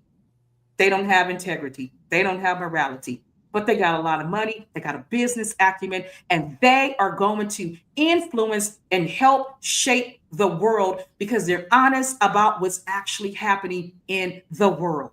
But what we're discounting is their connections. They have connections to these old worlds that we don't have. And how do you get connections, Rasha? We keep saying the laws are meant to govern and confine. And 9 times out of 10, yes, they know about the laws that you're talking about, but they know about the loopholes that we don't know. And we see that the laws are applied to certain people. Of course, we don't know because it's so ugly. Remember people that it needs to be applied to. So what I was trying to say, if I'm a business owner and I have this business that I'm trying to run, I want to get the best people in place to run my business effectively and efficiently. But if I'm in charge of the laws, I'm in charge of the business, I'm in charge of the commodities, I'm in charge of the economic system, I put in what I want there when I want it. That's what I'm saying. So it's Lord not a have mercy. When you get that business, you're gonna have to sit and grease some palms like everybody else at to sit here and grease some palms and mobilize your lobbyists to go speak on your behalf for said things too. Or become a chameleon and change with the time. We're talking about the difference between, again, how we just want things. We always say how bad things are, yet we do not understand how deep it goes in order to get to the root, to find the real how deep it goes to find the real way to combat said issue. And it is not with butterflies and teddy bears and bumblebees. I'm just letting you guys know that now. You know what? Let me say this. That way. Okay, let me say this. I understand what both of y'all. I'm with you, both of y'all, on a certain level as far as to what degree I agree with you. Okay, let me say this. Okay, I have a book. It's called The Outfit. It's about the history of the Chicago mob. Now, in this book, they talked about Cornelius Vanderbilt, who started the Vanderbilt Empire, which was the railroad steam locomotive industry. Okay, and they knocked them out. Okay, but check this out. It was proven beyond a fact that one of the ways that Vanderbilt built his empire was he economically ruined his competitors. So if you tried to start a locomotive steamship business, he had your stuff blown up or burnt down, which in my opinion, that's rotten and low down and dirty. But they don't. I know that's that morality clause, because see, in their minds they're not doing anything burn my stuff down and make me scared where I don't go rally up my troops to come and get you right back, because that is the way we think collectively all the time. Our history is filled with, we don't know where and we didn't do anything back. And I'm sitting here saying, don't know how they use we're gonna be talking about business. If we're going to be talking about business and we're going to be talking about all of these economic crises and things like that, you have to be willing to sit here and do the real work it takes, and stop with all the morality clauses and all the butterflies and teddy bears and wonderfulness, because that is not the way businesses are. And we go and we sit and say we got this morality clause, yet we go shop at all the places with the worst conditions in the back office, the things we don't see. And then we will sit here as big as day and sit and say, hey, you know what? Put that gun down. Well, wait a minute. Wasn't you just shopping at Walmart? So we don't act like we don't know the history of the Waltons. Really? Stuff like that. Yeah, good point. Everything is fair and love and war. And if you want to get down to business, you have to put people who know about business. A lot of our leaders were those people. They had to go to, in my opinion, because they were the last players on the board. They knew how to get in there and negotiate. They knew tax laws. They knew civil laws. They knew their mind was one great giant dictionary, encyclopedia, you name it, it was all there. They had to be that way. They had to think that way, because these people will attempt to outsmart you at every turn. And if you did not know how to fight back and pull out something to sit here and combat what they were talking about, then you were through with money. That's real business. Not sitting here. I highly doubt King sat at those negotiations, and while they were coming at him with all that stuff on why they shouldn't sit here and be a part of this union, he had to come out and talk to some of the most proliferated men with a high IQ, and men who could sit here and think on the drop of a dime because they're into labor relations. They know how this stuff is working. Our leaders were no punks by far. On the mental plane, they didn't go in there and say, hey, kumbaya. No, when that door closed, it was on. Bring it. Your knowledge versus mine. And he was able to sit here and come back a lot of times and have people sign off, not because he was just so moving. No, because the information was there. Why was it there? Because he made sure it was. Wasn't a person alive that could sit here, take him in a boardroom, and he wouldn't outboard them. He didn't. Section 52 code dash UF code C P3. It was that type of game, that type of party. But what we're not recognizing is, or acknowledging is, those that would know that or have access to that or would purport that or be able to combat that have been annihilated. That's what I keep every saying. time. And I'm saying what I'm trying to say and I'm saying we don't have very many people with that. That's by design. Yes, but no, it's not by design, because you can go at any point in time and if that's what your calling and your desire, your purpose was, and you really cared about it, like you say, you could always go and learn that. That's the same way they did, because they started off as children. So it wasn't by design that they learned it. No, it was the condition they were living in that fueled that. Right? The same way we're giving birth to children every single day with a certain set of conditions that has to fuel them. And we don't give them permission to go be as bright as they need to be to jump in said games that can help us all off collectively. Forget the monkey in the barrel. If ain't nobody thinking about all that, you always have that. That's the X factor. It ain't going nowhere. Right? Malcolm had that. Come on, he had inner fight in his own, and he had to fight them people to his detriment. You're going to always sit and have that. But Malcolm began to understand more his own self. He understood how to fight these people with laws, with purpose. And he had to go to. You see what I'm saying? About Sam Cooke, I'm thinking about Otis Redding. I'm thinking about like different people that have tried to come up, and all of a sudden they're gone. That's what I'm talking about. Does that create fear in you or not? That's what I'm saying. Definitely not.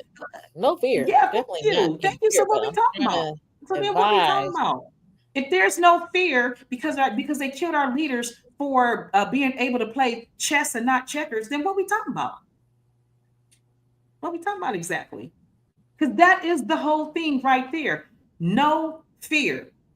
Learn how to jump in these corporate games, because that is the business. We are the United States of America Corporation. Do you not understand the gravity of that? I would have to sit here. Oh my God. You don't even understand the gravity of that. I still don't even know what we're talking about. Because people is the name of the game. Mm-hmm. Businesses is the second name of the game. And you have to know these things. You cannot be afraid to jump in and know more. Know all that you can. Even if it is on a small scale, still know it, because it may help somebody you don't know. We do not know. And we have to start giving birth again to a nation and stop just giving birth just to children. We got to understand it's not going to be butterflies and bumblebees. So forget all that morality clause and all that crazy and all that wonderfulness that we keep saying. This is hardcore stuff. It always has been. Anytime we live under a nation where we are its own commodity, still is. Think about that. This is hardcore stuff. This is not no bunny rabbits. Wow. Mm-hmm. Okay. So that's all I'm saying. There's levels and our great leaders. We'll be here a long time if I can. Yeah, because I'm thinking about. Okay, let me say this.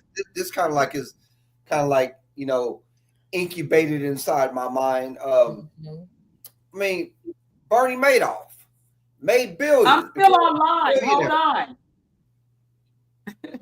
Okay, made billions. How do you do it? By ripping off people, ripped off many, left some billions broke and penny. People that were millionaires left them broke and penniless. But he became rich and powerful until they caught up with him, of course. Until they caught up with him. Yeah, until they got tired of him, because they already knew about him. Yeah, there you go. Did. Okay, let me say this. Let me say this. I've looked at many episodes of that show, American Greed, where Stacy Keach, the narrator. Okay, check it out. And that's the downfall. I've seen a lot of episodes of that show. Them guys that work on Wall Street Securities Exchange and these investors and all these people, getting these people to give them their money, and they accumulate mega millions and stuff. But then them people later find out that that very person that's supposed to be an investment banker and running securities for them, and everything, and supposedly investing their money, is taking that very money they giving to them and financing their lavish lifestyle. They buying mansions and Bentleys and private jets and taking exotic vacations. But them people find out later on, I done got ripped off. They get caught. But I asked myself, after watching all them episodes, think about the ones that don't get caught. They're ripping there you off go. That's for right. millions and millions and millions of dollars. Think about the ones who are smarter than the average bear. That's right. Yeah, that's exactly. right. There they you can go. make a clean And getaway. We have the world. And they ain't got the answer for none of it, which I think is horrible. Just like the Enron executives. Yeah, there you go, Enron. None of them went to jail. They still have their wealth. So we're talking about the laws and everything, but it depends on who it applies to. Who knows the loophole? Thank you. And don't you think it's about time that people of color start knowing some of these loopholes and start listen? Well, there are ones that do. There's something to do. The ones that do, we got to and I understand, and they don't share with us because we'll throw it back in their face. We'll throw the morality clause back in their face. Sometimes they can't. You cheated. You cheated, and so we don't want to be your friend no more because you cheated. Yeah, exactly. Like, wait, what? We know that the white people then took the game and ran with it, but there's others that's trying to get it, like you said, LaShawn, they getting in the game too, and they learning the tricks of the trade. And even though, like I said, I'm gonna put it. That's why Tory Lanez ended up morality and all this other stuff. But yeah, it's some other us that's learning. So when we learn it, they're watching. Go ahead, Roger. No, I'm just saying when we learn it, they're watching. We're learning. They're watching. They are. Look what they did to Bill Cosby, right? But that showed me though about Bill Cosby. He needed a smarter team because see, a lot of us we tell all our business. A lot of us don't have. Again, we don't. When we look at history, we just see what we want to see instead of just seeing what we need to see. Right. They're telling us stuff. They're telling us needed a smarter team. What do you mean by that? History is very fascinating. There's a lot of stuff to be learned and a lot of stuff to be said. Let me tell both of y'all this. Okay. And y'all very wise, intelligent women, but I'm gonna tell you both this.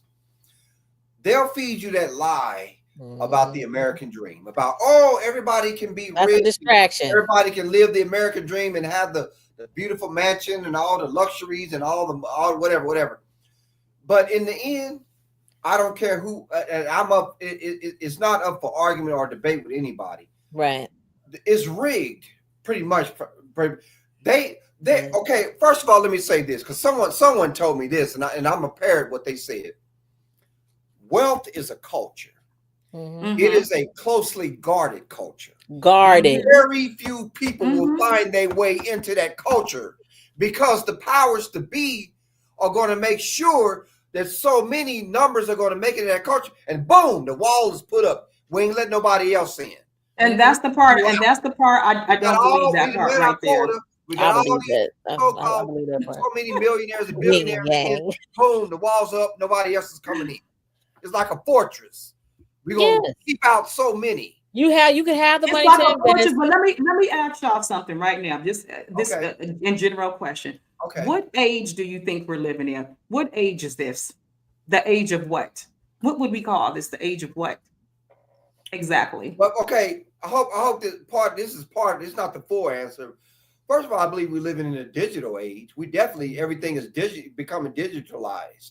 And also paper money is losing its value. So now they're saying that gold reserves and other things has more value. So you better invest in gold. So later on, you'll have a wise investment to back you up as far as your future, your financial future with everything. But it can be answered so many different ways. What would you say, Rasha? What age are we living in? Well, we have a lot of artificial intelligence coming in on us. Yeah, there you go. AI. And they're going to really tighten the span of control with who has what, who knows what, who gets what. They're going to have all of the information to keep everyone in check. You can also realize that, we have a lot of people coming up missing. Where are their body parts? Where are their organs going? If a billionaire needs an organ, he could just pick one. All of our systems are connected. They know what blood type you are. They know where you work. All of the information is there. They can just make you disappear. So that's what's happening now. So we are in the age of artificial intelligence.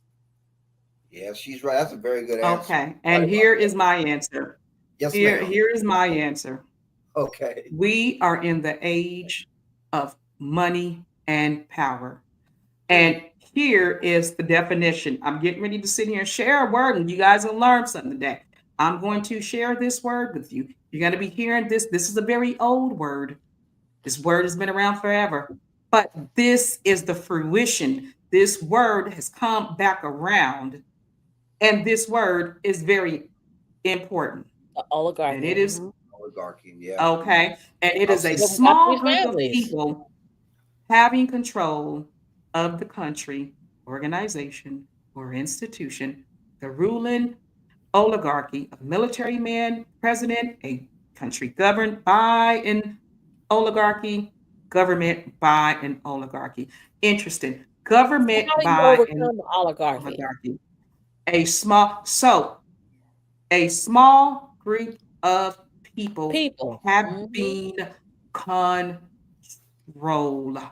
of the country, organization, and institution. Hold on, you guys are saying yeah, but we were just talking. I didn't hear nothing about that. Yeah, 30 seconds ago. So my question, okay. So my question to you all is, given this definition here, and you see what is happening right now to our society, isn't he was 45 and now he's 47?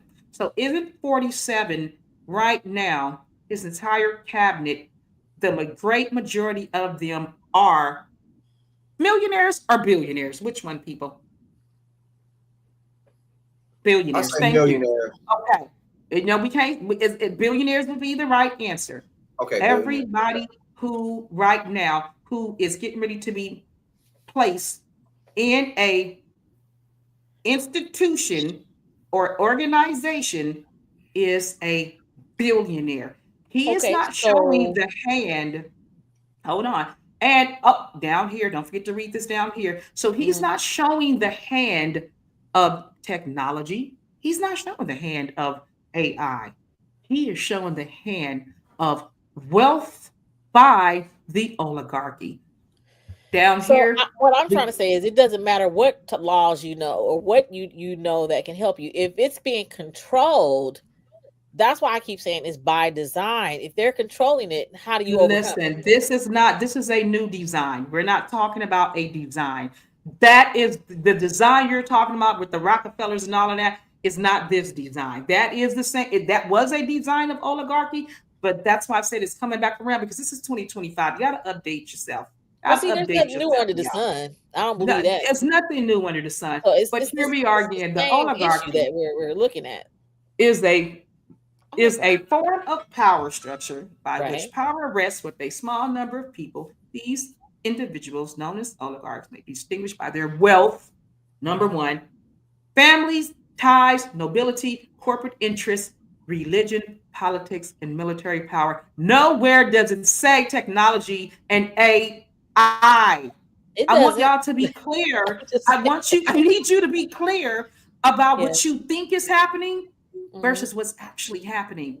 And y'all got to see this. Again, the difference, you got to see what's actually going on here. You can go and tell yourself that, hey, this is the age of this, that, and third, but you better understand what's going on and the moves that 47 is busting, the moves that he's playing. So now we're talking about the difference in people who really think that, hey, I voted for him, so I have a seat at the table. No, you do not, because your little chump change $400,000 a year, and we're talking about billions. Oh, you better have several seats. Go on down there. Like you said, I agree with that. Getting rid of the middle class. Take your little middle class broke self on over here, because this is the age of the oligarchs. And if you're not wielding $1 billion personally in wealth, you not sitting at our table. We may let you come in with maybe a few million, but the oligarchs are the billions. And this is the game that he's playing. People are not going to, most average citizens are never, ever going to fit in the type of time he's on now.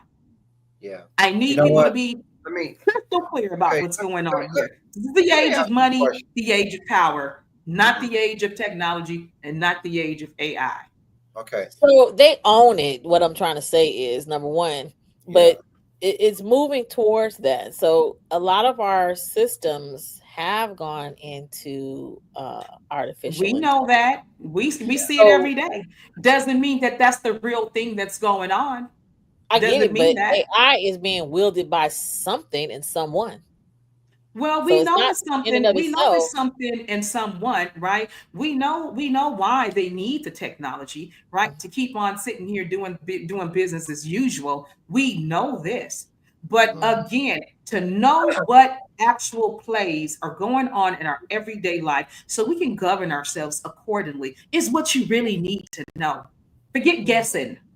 You really need to know how to govern yourselves to take care of your families as best as you possibly can every single day. You need to understand the real plays and the real strategy that are being used Okay. and under the guise of this and that in our everyday life. And I will just keep on Let me saying that. let me let me ask this question. You mentioned we talking about middle class. Okay, you got Mhm.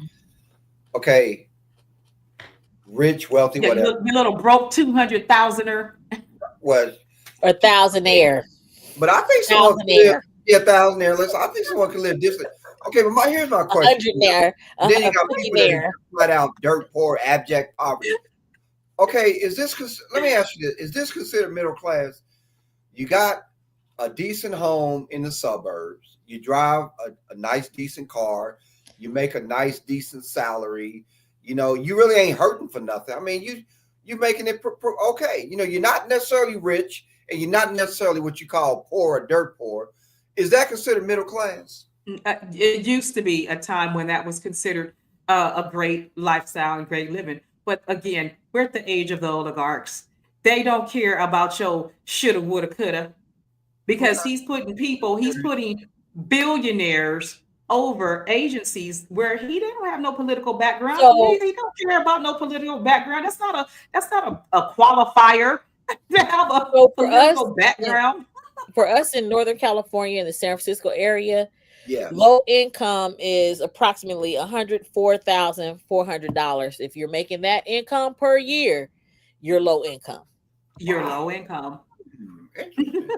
Interesting. Okay. Okay. So I mean, it's crazy. Yeah. Yeah. Wow. Well, Rasha, don't hurt him. I'll say this to add or to elaborate on what I just said, the question I just presented. Uh-huh. Okay. Oh My my understanding God. is the powers to be, and we know who they are, the powers to be, Mhm. the way they want to have it orchestrated, they want to have it set up where you are either going to be filthy rich or you're going to be dirt poor. There That's you where they want. go. No middle ground, There you no middle go. class, or oh, I'm doing okay, I'm doing pretty good for myself. They want it where you're gonna be. Again, I'll repeat, filthy The rich, have and the have dirt nots. poor. There you It's a go. real Have and have thing. nots. They want it that way. Yeah. They No want middle ground. they you darn tootin', you darn tootin', because see, their way of life is being Like the threatened. British And darn too. we can talk about that another time. Their way of life is being threatened. So they have to bring out Yeah, the you're big right. guns. She's right. They're like So their they have way to of bring life out is the being big threatened. guns. The oligarchs are the big guns. When they send the And the oligarchs after you, oligarchy, you through with money, pretty much. they're in the forget billions. They're in the trillions, and they're probably They're higher the than that. yes. You know So who's When in the they send trillion? when I they tell you who's in send the them when trillion. they send the old think of the oligarchs as the giants and stuff, the giants of yes, old, the The giants of right, The yesterday. Rothschilds Yeah, they got send the trillions. oligarchs. yes, We're Them, through with them money. ones, they got more money than Gates, Elon Musk, Jeff exactly. But Bezos, and whoever. Gates and all of them have these connections. They have because this a Right. collective body, Dewey. So They feel they even have if you did have or well versed with the laws and you're trying to get at the table, who's going to open the door? Yeah, that's you're right. right. There you go. Good metaphor. Who's going to open up the door? Yeah, and let you in So yeah, Right. So to that's why yeah. Tupac sit said at he their gonna pick the table. lock. To sit at their table. That's right. Uh-huh. Tupac said he gonna bust See, in. now this is how you have a corporate conversation. So you Okay. get to the meat, to the crux of things, so that you Right. can have a We full-fledged full understanding about what exactly. is actually going on. No Yes. assumptions. We don't have time to assume. Right. They have summoned the what's that story? Jack in the Beanstalk. Jack in the Considered beanstalk. the giant as the oligarchy. He far go far. And that's actually what that story was about. Jack was a Yeah. poor The guy day after who, they yeah, died. who You know chopped what? down, Yes. you Mhm. know, Come on. You know what? And then, well, to get on a whole other subject, I thought the weapons of mass destructions, they figured out how to get to those giants, that DNA, and they probably are recreating them just like they were showing us about Jurassic Park. Right. They put that be crazy. Holy smoke! I'm telling you. Oh my God! But we're at that 2-hour mark, so we're gonna sit here and get on out of this. Hold on, Sean. Dewey gotta say something. We ain't let Dewey in. Come on, Dewey. My question is this: I know, yeah. Is it fair to say that it is poor? Rich people get rich off the backs of poor people. Is that fair to say? That's how they get rich in the first place, off the backs of poor people. Well, right now it's a little different, right? They're getting rich off they're getting rich off of innovation. They're getting rich off the innovation that everyday people use, because they see that redundancy is a lot better. So if I can see, almost like if there's this video called making the making of things. So when they got rid of the artisan and the artisan crafts, the shoe shops, the shoemakers, the dress designers, the candle makers, the butchers, the bakers, right? The candlestick makers. Yeah. And they came up with a new manufacturing design. So now if your iron breaks, you don't go take it to the shop to get it fixed no more. Heck, your iron is only $7.99 at Walmart. So you just go and replace it. If you go to Table, you replace it, 99 cents. There you go, and so you replace it, right? And so because it's only $8. Yeah. But here's the kicker: they have now. This is a actual design.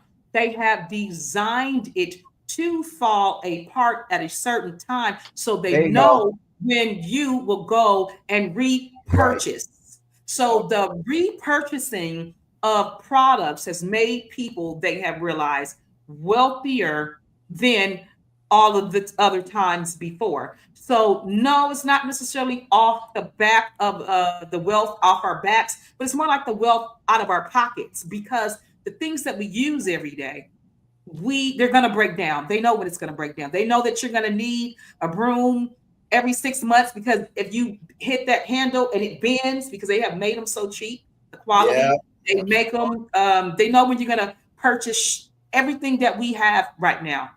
They know when you're going to buy it next. So it's called like the habits. Yeah, like the habits of shoppers, the habits of, it's something along those lines. I forget the correct verbiage for that. Supply and demand. Well, it's supply and demand, but they have purposely designed things for failure for us to repurchase. I've heard that before. You are absolutely right. On purpose. But and that goes from the work that we do off the sweat of our backs. So that's why I say that, they're making it off the sweat of our backs. Yeah. And I would say off the sweat of our pockets. Yeah, off the sweat of our paychecks, right? Because they know when your tires, because everything again is so cheaply made. Everything's hard. Yeah, and it's cheaply made on purpose. Like this. Yeah, I remember back in the 70s, you could have a McDonald's job and, have your own little apartment, get your car. You may go out here and there, may go out to another place, or maybe not go on vacation every year, but you could survive. But now that's not possible. It's not. It's called, the video was called, I believe, How Things Are Made. And then you will see them in the video. They talk about it on YouTube. And they talk about they talk about the phase out of the old and how they ushered in the new with manufacturing, and also cheaper parts, because they need it to break down. They need your things in your household to break down on a constant, so that you can go and rebuy it. So everything, even from our TVs. Remember, long back in the day, your TV broke down, you took it to the appliance shop. So now your 60-inch breaks down. You can wait for a sale and go get it for another $199. They know that. So they purposely keep the price point to where you can continuously purchase products on a regular. Yep. And that is by design. I think it's called, the video is called How Things Are Made. How things are made. Okay. Mm-hmm. And then All there's right, another book guys. that I wanted to give you guys real quickly. It's called Black and White on Wall Street. And it's the story about how they framed uh, a company's downfall. I believe it's General Electric on Joseph Jett. Yeah. In New York. And they actually he actually was basically treated like a slave. Is this a video? This is an actual story. This is it's a book called called Black and White on Wall Street. Black and White on Wall Street. Oh, Black and White on Wall Street. Okay. Okay. I like that title. Is that a book? It's a book. I like to get that. Yeah. Yeah. Absolutely. Yes, ma'am. Well, the game is going to be coming on pretty soon, guys. Again, another amazing time we had at Corporate Conversations. Yeah, thank you. I had a blast, as always. We're the sister of smoking conversations, and this conversation was smoking today. Yes, it was. It definitely was. Oh, man. I'm pumped as all. Yes, it was. Always in these podcasts pumped up. So, yeah, I'm hyped. Yes. Yeah, I got an adrenaline rush. Yes, and it makes this was absolutely great to make sure you're in right standings and you're doing what you need to do to help yourself. Get in line to help yourself. So we're gonna come back next week to continue our Black. I'm gonna leave y'all with this, but you know what though? I would love to be rich and have all these extravagant things, but the older I've gotten, and because of the fact that I've matured spiritually, I don't really put a lot of emphasis on that no more. I'm not saying, I set out to be poor all my life and never had, but I'm just not caught up the way a lot of people are caught up. Oh man, so and so here got this $1 million home and driving this $90,000 Benz. See, when I was young, 18, 21, oh yeah, boy, I love to have that. Oh man, no, I've matured a lot, so I don't care about this stuff. Yeah. Well, we're going to continue for the rest of this month. We didn't kick off Black History Month, so if you come back, Dewey and Rasha, with some inventions, because we need to sit here and talk about our reparations. I'm going to sit here and probably play a video of Dr. Umar saying the one thing that he said, which I absolutely agree with, for reparations that can be a part of the reparations package on what it is. But first, before we even talk about that type of thing, we need to know where we fit in, and we're going to learn about where we fit in, because you're going to bring some things that Black folks have invented and created, and Dewey's going to bring some things about how Black folks created it, and I'm going to bring some things in about how what Black folks created, and then we're going to jump straight into what that looks like for reparations and how that's a real thing. That's a subject that I would love to dive into. Oh my God, yes. Okay, so next week, next Saturday, bring it in. That they owe the inhabitants of the contents of that Freedmen's Bank that they took. Oh, no doubt, no How doubt. About that? Yeah, absolutely. Make sure you guys have some millions. Yeah, make sure you have some things that you want to share. Dewey, are you listening to me? Dewey, did you hear me? He said he's gonna have some notes he's gonna share. Yeah, make sure, that you have things you want to share for next week too. Yeah, okay. So no matter if it's if you have whatever it is that you have it, and you can share it online and we can look at it. Make sure y'all bring the noise. Let's do it. Black History Month, we're kicking it off. Okay, you know what? Not to get ahead of ourselves, we talk about Black inventions and everything, and how long the list is. I think it would be a good idea to even start going all the way back to ancient Kemet. All the way into in America, all the inventions that when we were brought over here, and then later on throughout the years, all the inventions that we came up with. So we'll get into that though. We'll get into that. But Dewey, I want you to think that, because again, anytime you want to go deep, that will be a smoking conversation. We can do that on Sakina's channel. But here, we're also put things in perspective on, in a working sense. So we want to make sure we bring inventions that we know for a fact that Black folks can claim here in the Americas, that we will not have a problem laying claim to if we needed to go do the work and pull out something to say, hey, you know what? this invention, I know for a fact my great uncle or whoever invented that, and I know for a fact that he invented it for, you know, said community. You know, we gotta get into the meat of that and why that's important, especially for our reparations package. Because I know everyone is interested in the money, but an investment part of for intellectual property might just be the thing that we need to factor in as well. So with that being said, a lot of intellectual property. Yes. Next Saturday, we're going to sit here and continue on our Black History inventions month, and we're going to sit and tie that in to a corporate structure. So make sure you all tune in, and I want to thank you, Dewey, as always. Miss Rasha, Real Talk, always bringing the smoke. Enjoy your holiday, weekend, especially Dr. Martin Luther King Day. Yes, absolutely, everybody. Yes. Okay, yes, I'm signing absolutely. off. All right, everybody. All right, Dewey. Thank you so much. All right, Rasha, I will get with you. I'll text you and see if Sakina is not coming up, because if Sakina don't come on, then we can sit here and always come on Smoking Conversations. I will sit here and open up that platform, and we will be sitting here talking without her. But hopefully she's feeling a lot better today when she can join in the conversation. Well, right? Okay. Yeah. Yeah, so this was an amazing conversation as always. So we just need to continue to keep being motivational to those that hear us and to ourselves as well, because it's important to just, you know, just talk about it. You know, just bounce your ideas off of me, Dewey's ideas off of you, and, you know, just get together and just have this conversation. I agree. These conversations are very important. So with that being said, thank you everyone who tuned in today. Thank you, chat. Thank you, Ya, and I appreciate that. I know we had some of the pseudo killers that kind of checked in. Thank you, Cedric from Pseudo Killers, and Marcus Chilimboy for tuning in with us. And we had someone named Arrow today. Amazing, I don't know exactly who that is. Yeah, and everybody else who didn't exactly, you know, join in the chat, but maybe watch it from a distance. Thank you so much for tuning into Corporate Conversations, and we will see you next week. See you next week.